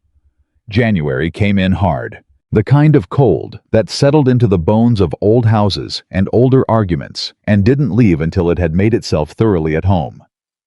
Abigail felt it in the Mercer study every morning when she sat down with her tea and her own accounts, which were finally receiving the attention they deserved after years of being subordinated to someone else's ledgers. She felt it in the county too, that particular January quality of social life contracting people, drawing inward old business left unresolved from the previous year surfacing with nowhere left to hide. The Blackwood estate formally entered creditor proceedings on the 14th of January. Pemberton told her quietly, the way he told her things he thought she should know but did not want to deliver as news. She was sitting in his office reviewing a Mercer tenant renewal, and he mentioned it in passing, watching her face for a reaction. She gave him a nod. How serious? The formal proceedings suggest the informal measures have been exhausted. A pause. Arthur will need to sell land, the north parcel almost certainly, possibly more. The north parcel. She knew that land. She had spent 3 seasons repairing its drainage and renegotiating the tenant agreements on it and coaxing it back from 2 years of mismanagement before she arrived into something productive. She knew that land, the way you know something you have fixed with your own hands, intimately, specifically with the particular attachment of effort invested. Is Catherine Voss still? She left Blackwood in November. Pemberton kept his voice entirely neutral. She is understood to be residing with relatives in Bath. Abigail absorbed this without comment. She had not wished this on Arthur.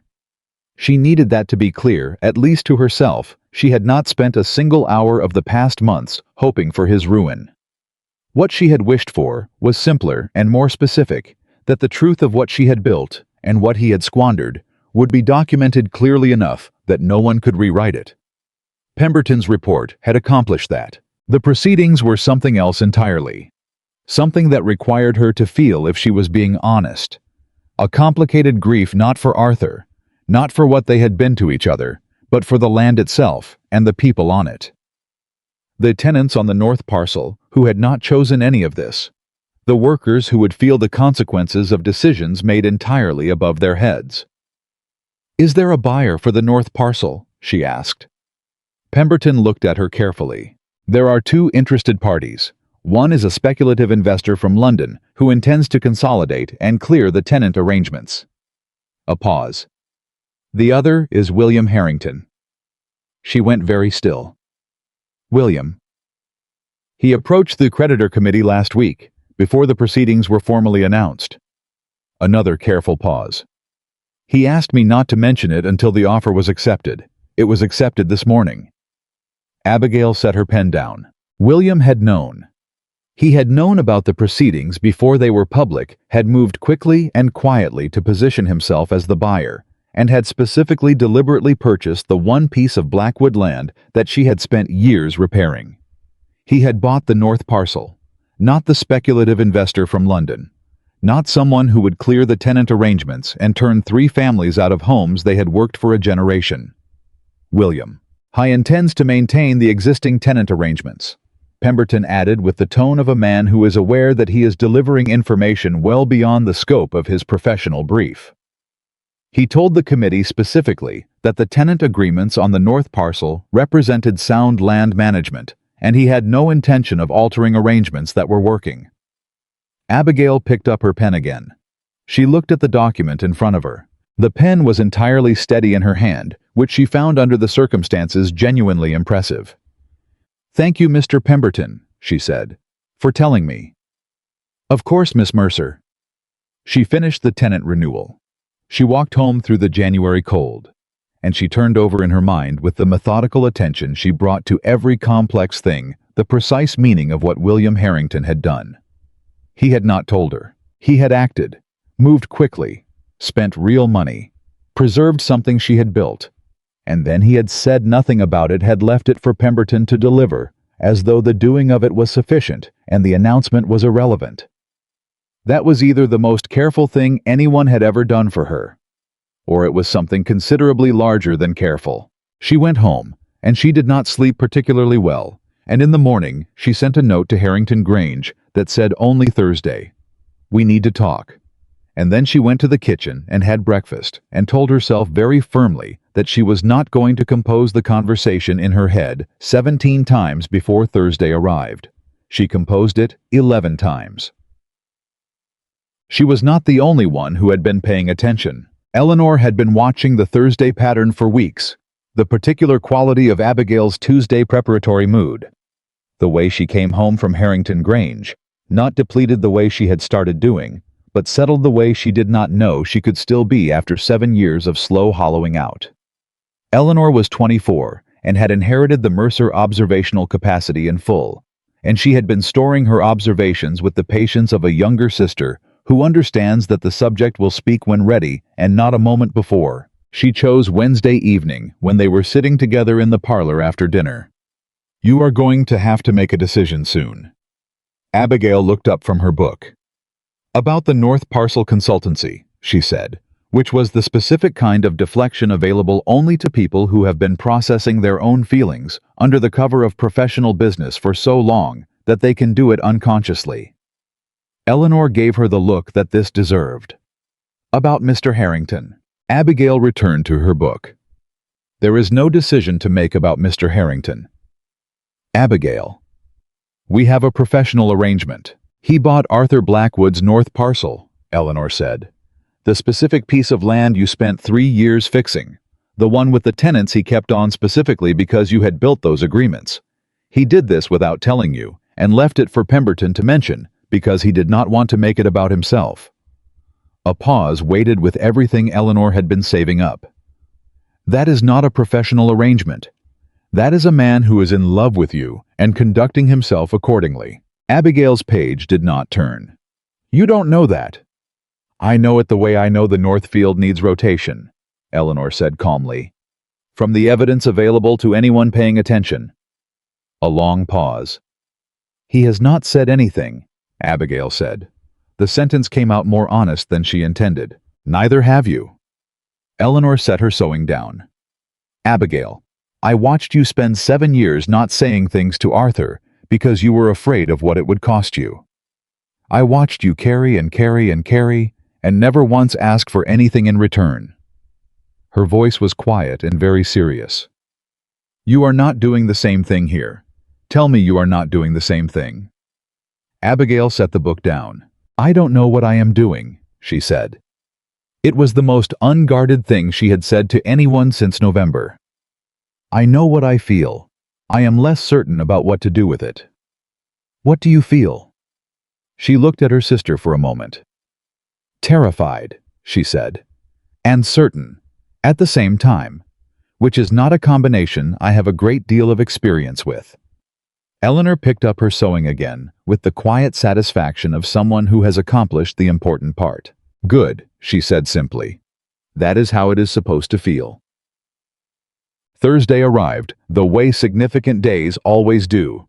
Ordinary in every surface detail, the same frost, the same ride, the same gait, at Harrington Grange, and Abigail arrived with her ledger bag and her note in her mind, and the 11 rehearsed conversations, all talking over each other simultaneously. William was at the gate when she rode in.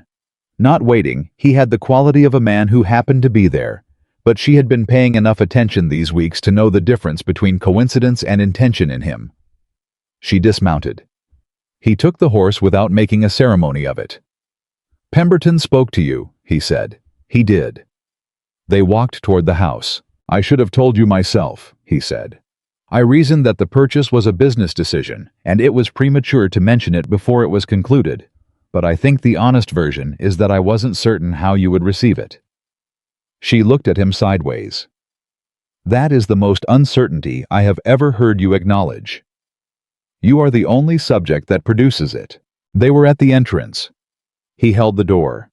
She went through it and stopped in the hallway, which was not the study, which meant they were not yet in work mode, which meant something was happening in this space between the door and the desk that neither of them had acknowledged aloud. She turned to face him. Why? she asked, and meant the north parcel, and also everything else, and she thought from his expression that he understood she meant everything else. How was quiet for a moment. The quality of his quiet, now she knew it well enough to read it. This was not the quiet of evasion. This was the quiet of a man who takes words seriously and will not use them carelessly. Because those tenant families did not deserve to lose their arrangements because of decisions made entirely above their heads. A pause. And because you built something good on that land, and I did not want to watch a speculator from London dismantle it. Another pause, smaller.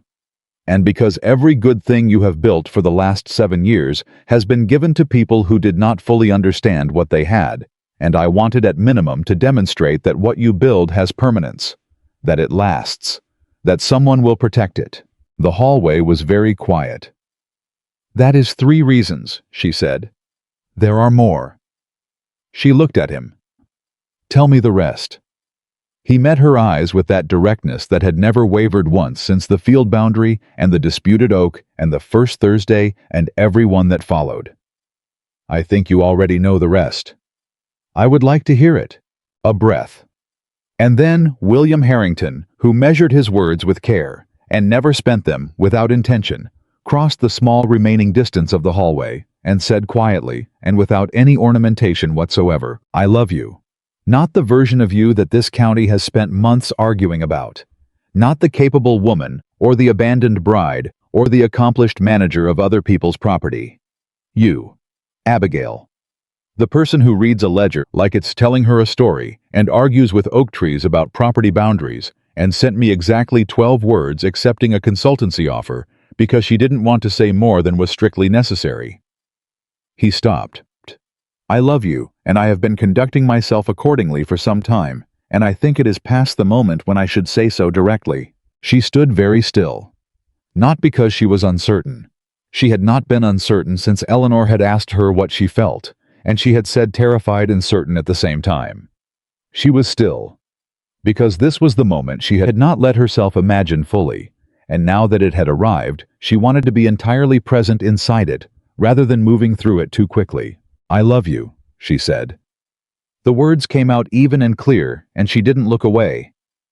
I have been trying not to, or telling myself that I was being practical, which amounts to the same thing. I stopped being convincing some weeks ago. Something in him, some quality of held-in tension she had become so accustomed to that she had stopped noticing it released. He reached for her hand, not dramatically, not as a gesture, simply reached for it, and she let him take it, and they stood in the hallway of Harrington Grange in the January cold, with their hands held between them, and it was the most unadorned, true moment she could ever remember being inside. I should like to speak to you about something more than the consultancy arrangement, he said.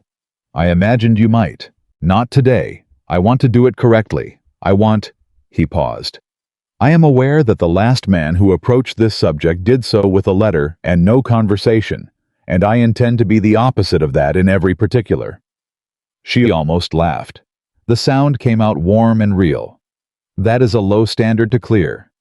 I intend to clear it significantly. A pause. Would you allow me some time? You may have whatever time you need, she said. Within reason. What constitutes within reason? She looked at him with the particular precision she brought to all important matters. I have waited 14 months already, she said. I am not in a hurry, but I am also not inclined toward indefinite patience. He held her gaze.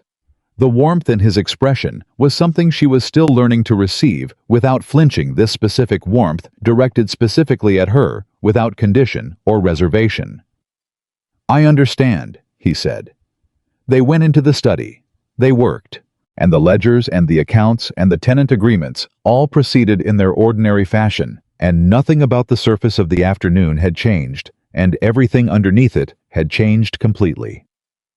Arthur Blackwood appeared at Mercer House one final time in late January. She had not expected a third visit.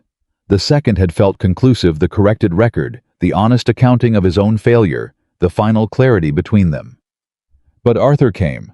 And when Mrs. Crane appeared in the study doorway with her apologetic expression, Abigail set down her pen and went to the parlor. He looked diminished, not broken.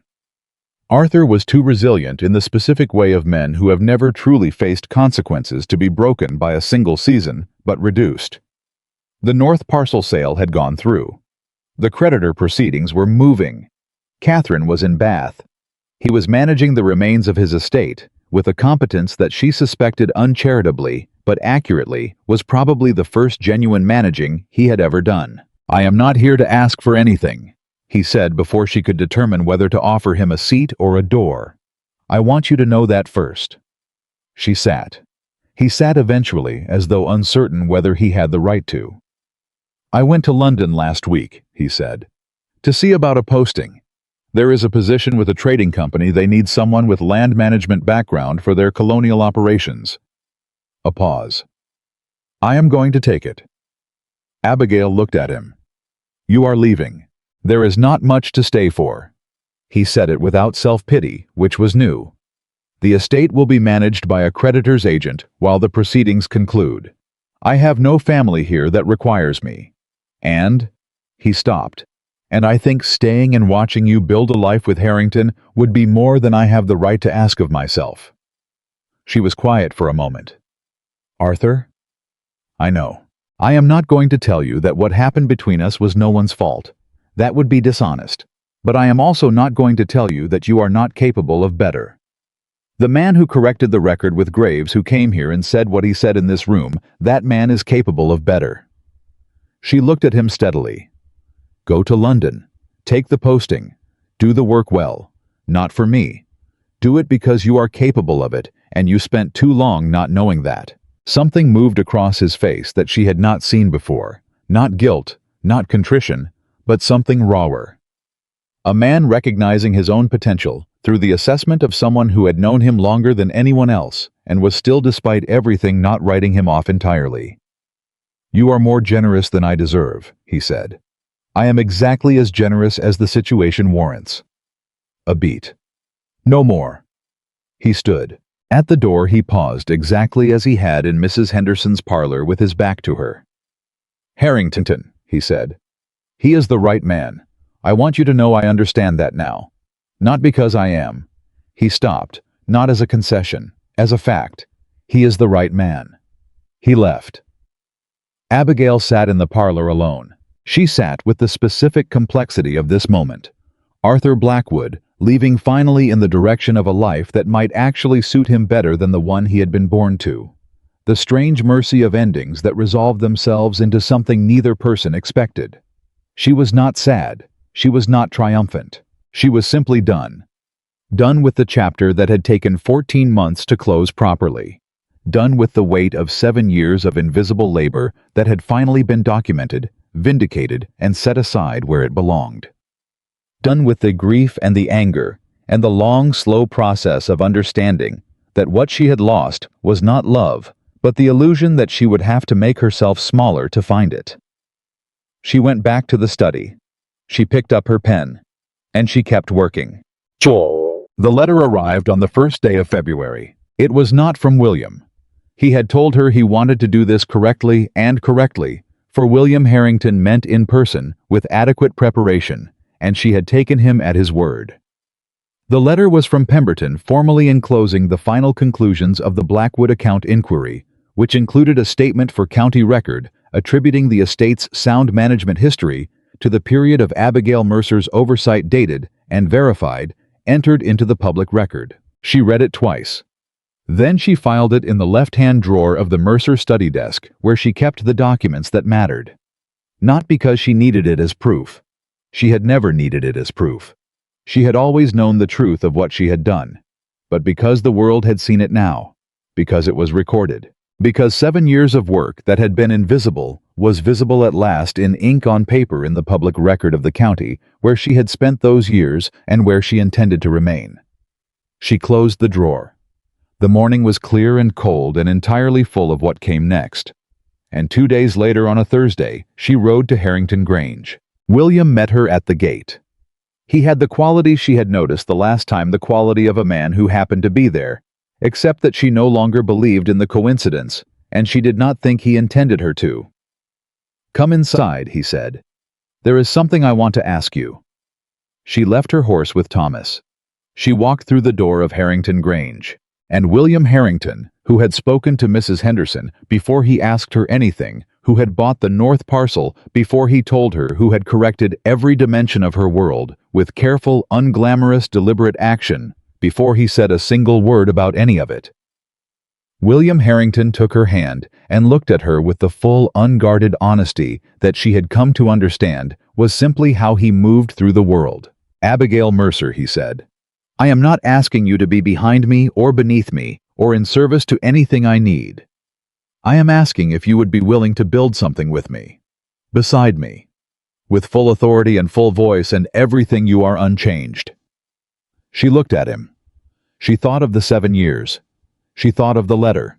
She thought of the carriage turning away from St. Mary's Church, and the study in the winter, and the 2 chairs in this very house, placed at equal angles to the same work table, and Pemberton's letter in the left-hand drawer, and Eleanor saying, "That is how it is supposed to feel," and Arthur Blackwood saying, "He is the right man," with his back turned at a door.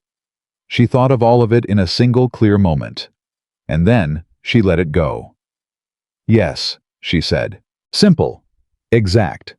No qualification. No condition. No softening of the edges of what she wanted. Just yes.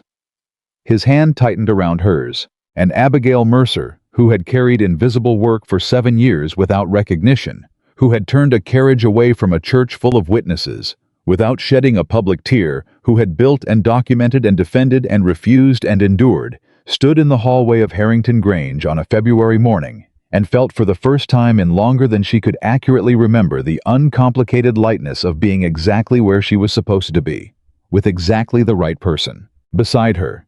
The engagement was announced on a Wednesday, not with fanfare, not with the social choreography that Arthur had always assumed would surround any significant moment, the dinner parties, and the formal calls, and the careful staging of news through the right channels in the right sequence.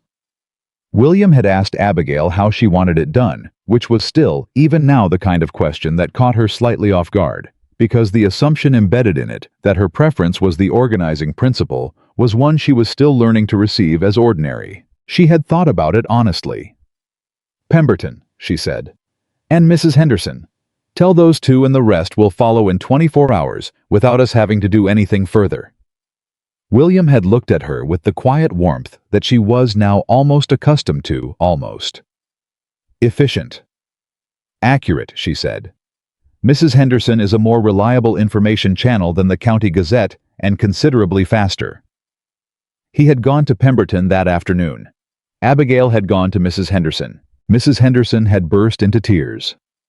Not unhappy tears, the specific tears of a woman who has been invested in an outcome for months and has finally watched it arrive. She had embraced Abigail with the full force of her considerable social conviction, and then she had held her at arm's length and looked at her face with an expression that said she was cataloging every detail for future recounting. "You are happy." "I am."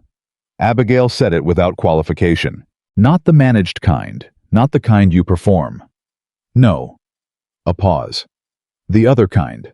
The kind I didn't know I was still capable of." Mrs. Henderson had taken both her hands and squeezed them with a force that communicated everything that words would have made too small. By the following morning, the county knew. The reactions arrived in waves which Abigail had anticipated and was prepared for. The first wave was warmth.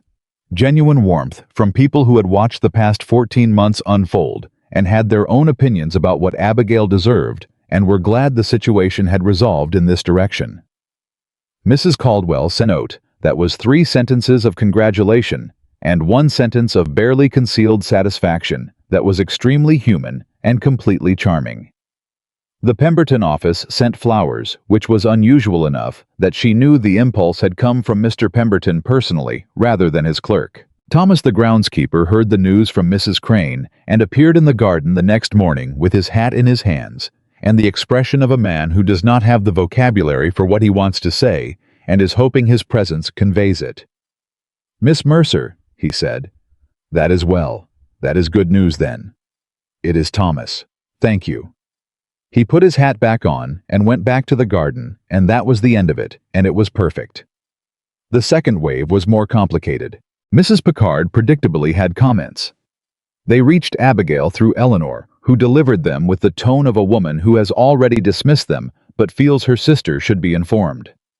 She says it was all very calculated, that you positioned yourself from the beginning.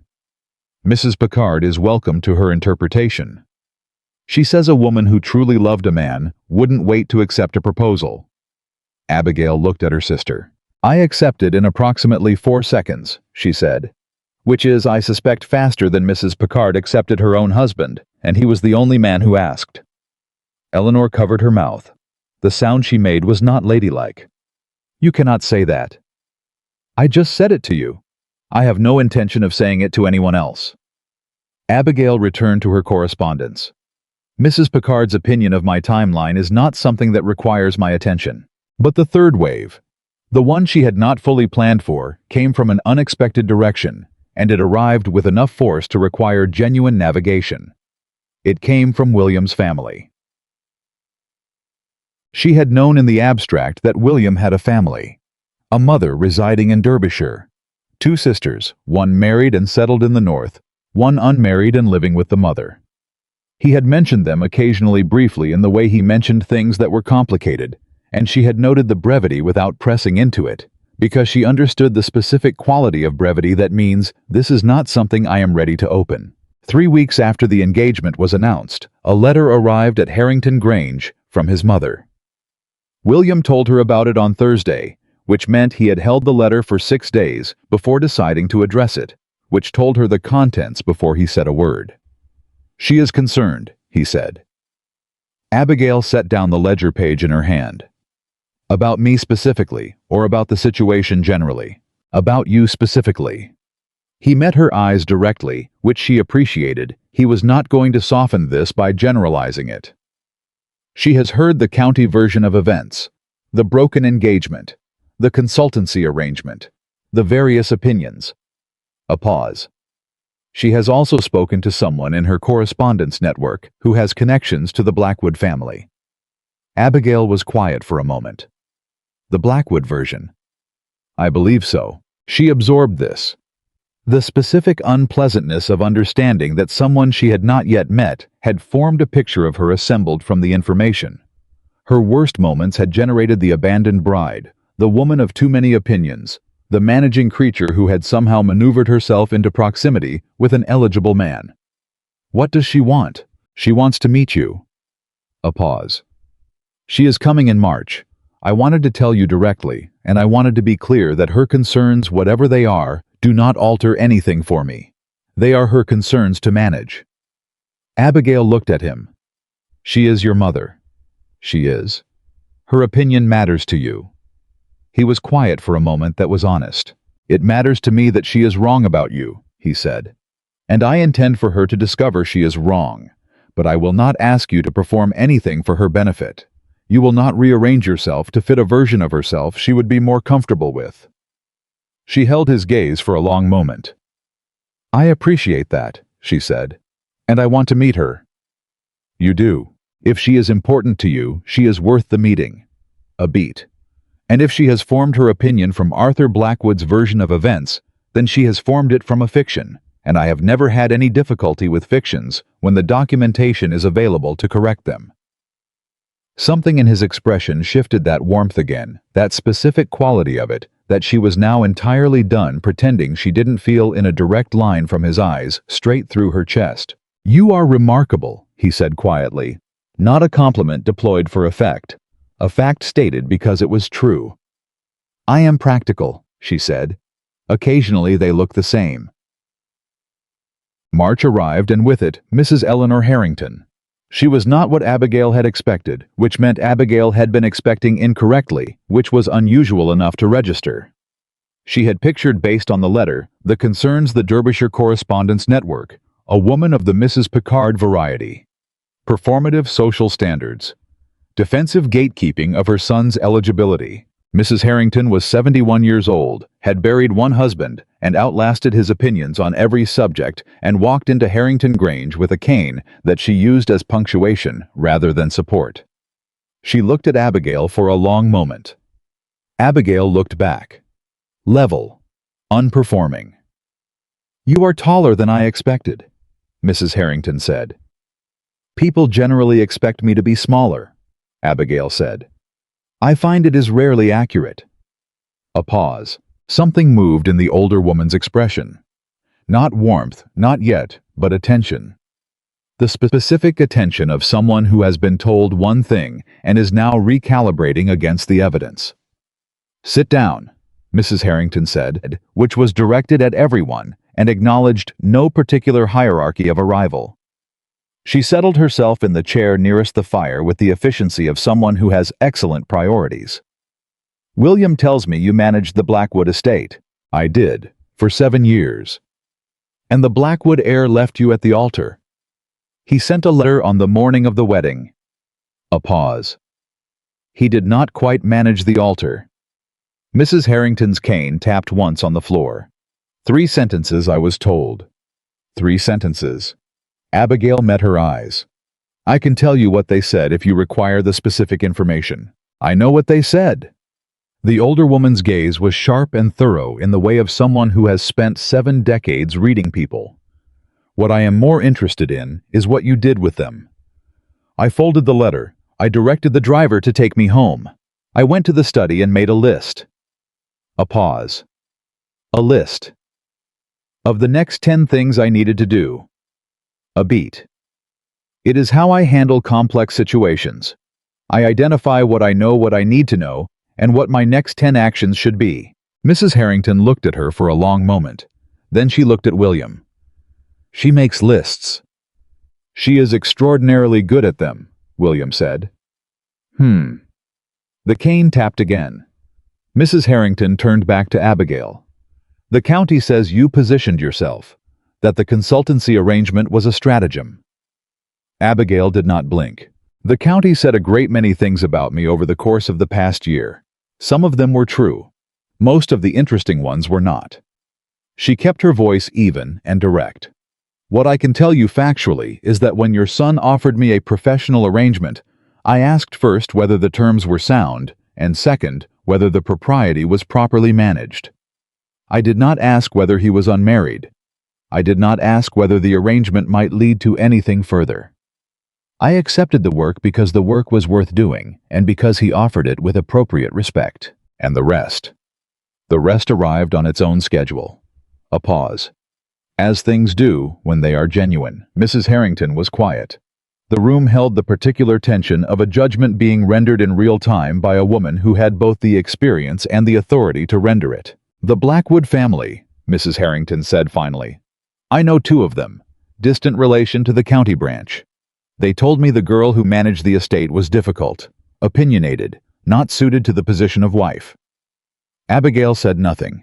"I have also now read Pemberton's inquiry report," Mrs. Harrington continued, "which my son sent to me along with his first letter about you.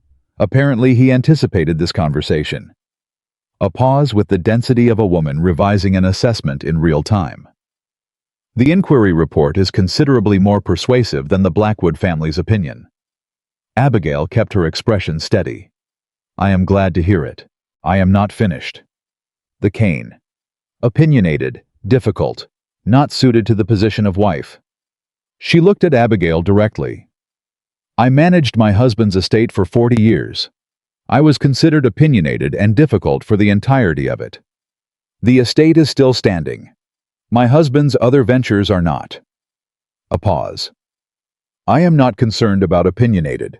I am concerned about whether you love my son." The directness of it, delivered without any frame or warning, landed in the room with the weight of the only question that actually mattered. Abigail did not look away. "Yes," she said, simply. "I love your son. Not because he rescued me from a difficult situation. I was managing that situation adequately on my own. Not because he is suitable or eligible or in possession of a functioning estate. Because he is honest. Because he makes space for who I actually am, rather than who it would be convenient for me to be. Because I have never once in all the months I have known him felt smaller in his presence than I am." She paused. "And because he bought the north parcel specifically to protect the tenant families I had spent 3 years building agreements for, and said nothing about it until Pemberton told me, because he did not do it for the credit." The room was very still. Mrs. Harrington looked at her son. William looked back at his mother with the expression of a man who is waiting and will continue waiting for as long as necessary. The cane tapped once, slowly. "All right," Mrs. Harrington said. That was all. But from a woman of 71, who had buried one husband and outlasted his opinions on every subject, all right, was not a small thing. It was, in fact, everything. The wedding was set for May. Not a large event, neither of them wanted large. Abigail had her reasons which she did not need to explain, but which Mrs. Henderson understood without being told. Because Mrs. Henderson understood most things without being told, and had the social grace not to mention the ones that were tender. Small then. The Caldwells, Mr. Pemberton and his wife, Mrs. Henderson, Eleanor. Thomas was invited and appeared in his best coat, with his hat held in both hands, and a quality of determined dignity that made Abigail's throat tighten in the best possible way. Mrs. Harrington came from Derbyshire. She arrived the day before and spent the evening in the Mercer parlor with Abigail and Eleanor, and the conversation moved from estate management to soil rotation to the particular challenges of managing difficult creditors. And at some point, Mrs. Harrington said entirely without transition, "You are going to be very good for him, not because he needs managing, because he needs someone who doesn't pretend." Abigail looked at her. "He is the same for me." The older woman nodded once, and that between the two of them was sufficient. The morning of the wedding was clear and cold in the particular way of early May mornings before the warmth has fully committed to the season. Eleanor came into Abigail's room before dawn and sat on the edge of the bed and didn't say anything for a while, which was exactly right. "Are you frightened?" Eleanor asked finally. "No." Abigail considered. "I was frightened last time. I didn't know it. I called it nerves. I called it the ordinary anxiety of a significant occasion, but underneath it, I was frightened. Something in me knew that I was walking into something that didn't quite fit, and I had been telling that something to be quiet for so long that I couldn't hear it clearly." She looked at her sister. "This morning I am not frightened. I am ready. It is a completely different feeling." Eleanor took her hand. "Mama would have loved him," she said. Abigail felt the familiar tenderness of that particular grief. Her mother gone 12 years, who would have seen William Harrington in the first 20 minutes and understood him completely, and loved him for the specific reason that he made her daughter more herself rather than less. She would have interrogated him about the accounts, Abigail said, and he would have passed. He would have passed with commendation. They sat together in the early morning, and Abigail did not weep, but she held her sister's hand and felt the full weight of the moment, not as loss, not as fear, but as the culmination of something long in the building finally arrived at its proper form. She was not nervous in the carriage. This carriage on this morning carried no letter, carried nothing but Abigail Mercer dressed in ivory silk, not white ivory, which was different and which had been her own choice, and Eleanor beside her, and a quality of absolute internal steadiness that she had not thought she would feel, and was grateful beyond measure to find present. The church was St. Mary's. William had offered to choose a different venue. He had offered this quietly, without making it into a conversation about the obvious reason, and she had appreciated the offer and declined it. Because St. Mary's was her county and her church, and the place where she had been willing to make a promise to a man who was not ready to receive it, and she was not going to surrender it to the memory of a bad morning. She was going to replace the memory with a better one. The carriage stopped. Eleanor squeezed her arm. "Ready. Ready." She stepped down from the carriage. The morning light came through exactly as the world does on mornings when something is right, not dramatic, not performed, just fully present and adequately lit. She could hear voices from inside the church. She could see through the open doors the small gathering of people who had watched the past 14 months and were now here to witness the conclusion. Thomas was near the door, his hat in his hands, his face arranged into the dignity of a man who takes important occasions seriously. He caught her eye and nodded once slowly, and she returned it. Mrs. Henderson was inside, and she could already hear the specific quality of Mrs. Henderson's stillness, which was identical to the quality of Mrs. Henderson restraining herself from something. She went through the doors, and William was there. Standing at the altar of St. Mary's Church, which was the place she had been walking toward for 14 months and 7 years, and her entire adult life without knowing it. Standing in his good coat with his hands at his sides and his eyes on her, and that quality of attention, steady, warm, absolute, that she had learned to read as the most reliable thing she had ever been given. She walked toward him, not trembling, not performing steadiness, actually steady, actually present, actually inside the moment, rather than watching herself from the outside and calculating how to manage it. She reached him. He looked at her the way he always looked at her, like she was exactly what she was, entirely sufficient, requiring nothing amended. "You came," he said quietly, for her only. "I came," she said, without a letter. Something shifted in his face, that almost smile that had become a full smile over the months, and that she could still even now feel in a direct line from his expression, straight to the center of her chest. The ceremony was brief and true. The vows were said without performance and received without performance, and when the priest pronounced them, married William took her hand with the same directness he brought to every important thing, simply, precisely, without unnecessary ceremony.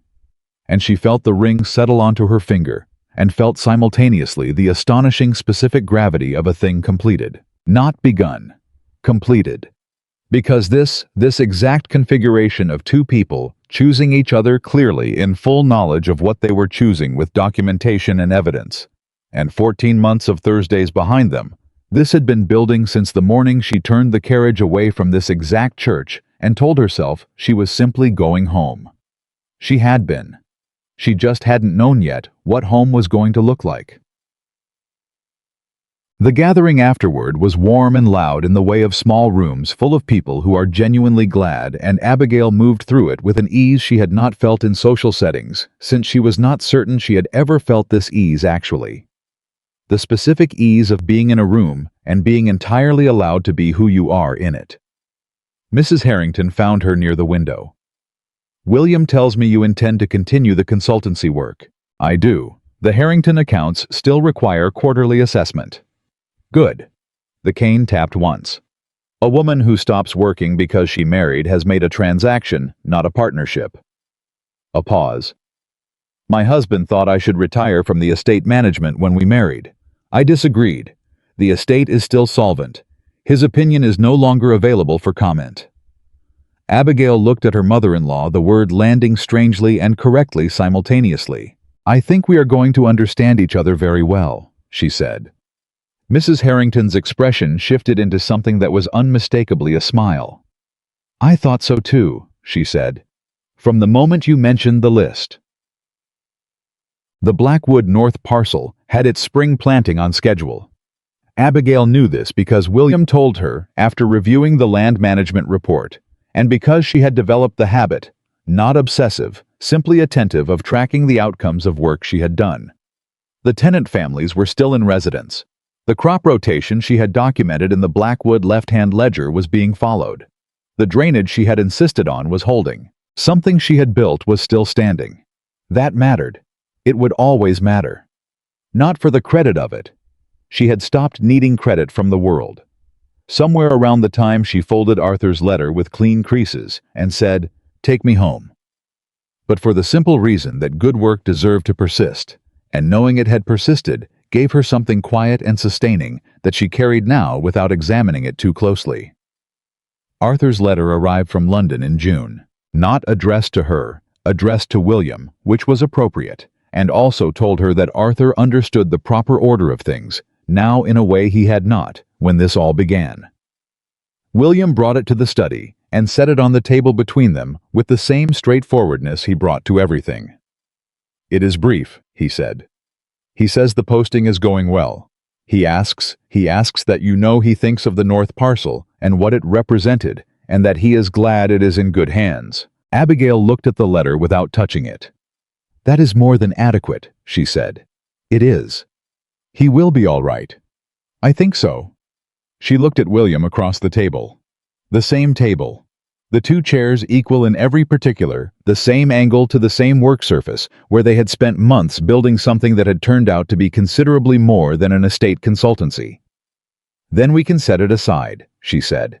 William picked up the letter, filed it in the correspondence box, closed the lid, and they went back to work. The county settled, as counties always do, into the version of events that the evidence supported. The Harrington estate, under what people had begun to call, without the irony they had intended when they first said it, the Mercer management, became one of the better functioning properties in the region within the 2 years Abigail had originally projected. The soil rotation corrected. The tenant agreements were renegotiated fairly. The drainage issues were addressed in the proper sequence. The theft recovered legally to a greater extent than Pemberton had originally anticipated. Mrs. Pickard had fewer opinions about Abigail Mercer as time passed, which was its own kind of victory without requiring any effort on Abigail's part. Alderman Graves, to his credit, came to Harrington Grange in the autumn, with his hat in his hands, and said in the specific language of a bureaucrat performing a correction, "I want to say, Mrs. Harrington, that the recent review of the county estate records has been instructive. I hope any prior uncertainties can be considered resolved." Abigail looked at him pleasantly. "I consider them resolved," she said. "Thank you for saying so." Left, looking relieved. Eleanor told her afterward that she should have made him suffer slightly longer. "He came," Abigail said. "That is more than I expected, and exactly enough." In November, exactly 1 year after the Pemberton inquiry was finalized, Abigail sat in the Harrington study on a Thursday, still Thursday, always Thursday. Though now Thursday was simply the day she was already home, and looked at the accounts she had been managing for a year as the woman of the house rather than its consultant. The numbers were good. Not spectacular. She had never believed in spectacular, which was the language of people who had not done the actual work of building something. The numbers were sound, documented, clear. The kind of accounts that a person could look at in 40 years and trace every decision back to its reasoning. William came in with 2 cups of tea and set one at her elbow. She looked up. He looked at her. The same look. It had not diminished with proximity or familiarity. If anything, it had deepened the way the things you understand well become richer rather than smaller with time. "Good numbers," he said. "Sound numbers," she corrected. "Which is better?" He sat down in his chair, equal to hers in every particular. They worked. Outside November was settling into the county the same way it always did, indifferent to the specific human lives taking place within it. The same frost, the same shortened days, the same approach of winter that had no interest in whether the people inside the houses were happy or not. But inside the Harrington study, in the good and quiet warmth of 2 people who had found each other through 14 months of Thursdays, and 1 disputed oak tree, and a 3-sentence letter that had in the end opened the only door that mattered. Inside that room, something had been built that the county could observe and Pemberton could document, and the records would show clearly for anyone who looked. Not the spectacular kind of something, the sound kind, the kind that lasted. And Abigail Mercer Harrington, who had once turned a carriage away from a church full of witnesses and told herself she was simply going home, had been right all along. She just hadn't known yet that home was still ahead of her. Now she did, and she was already there.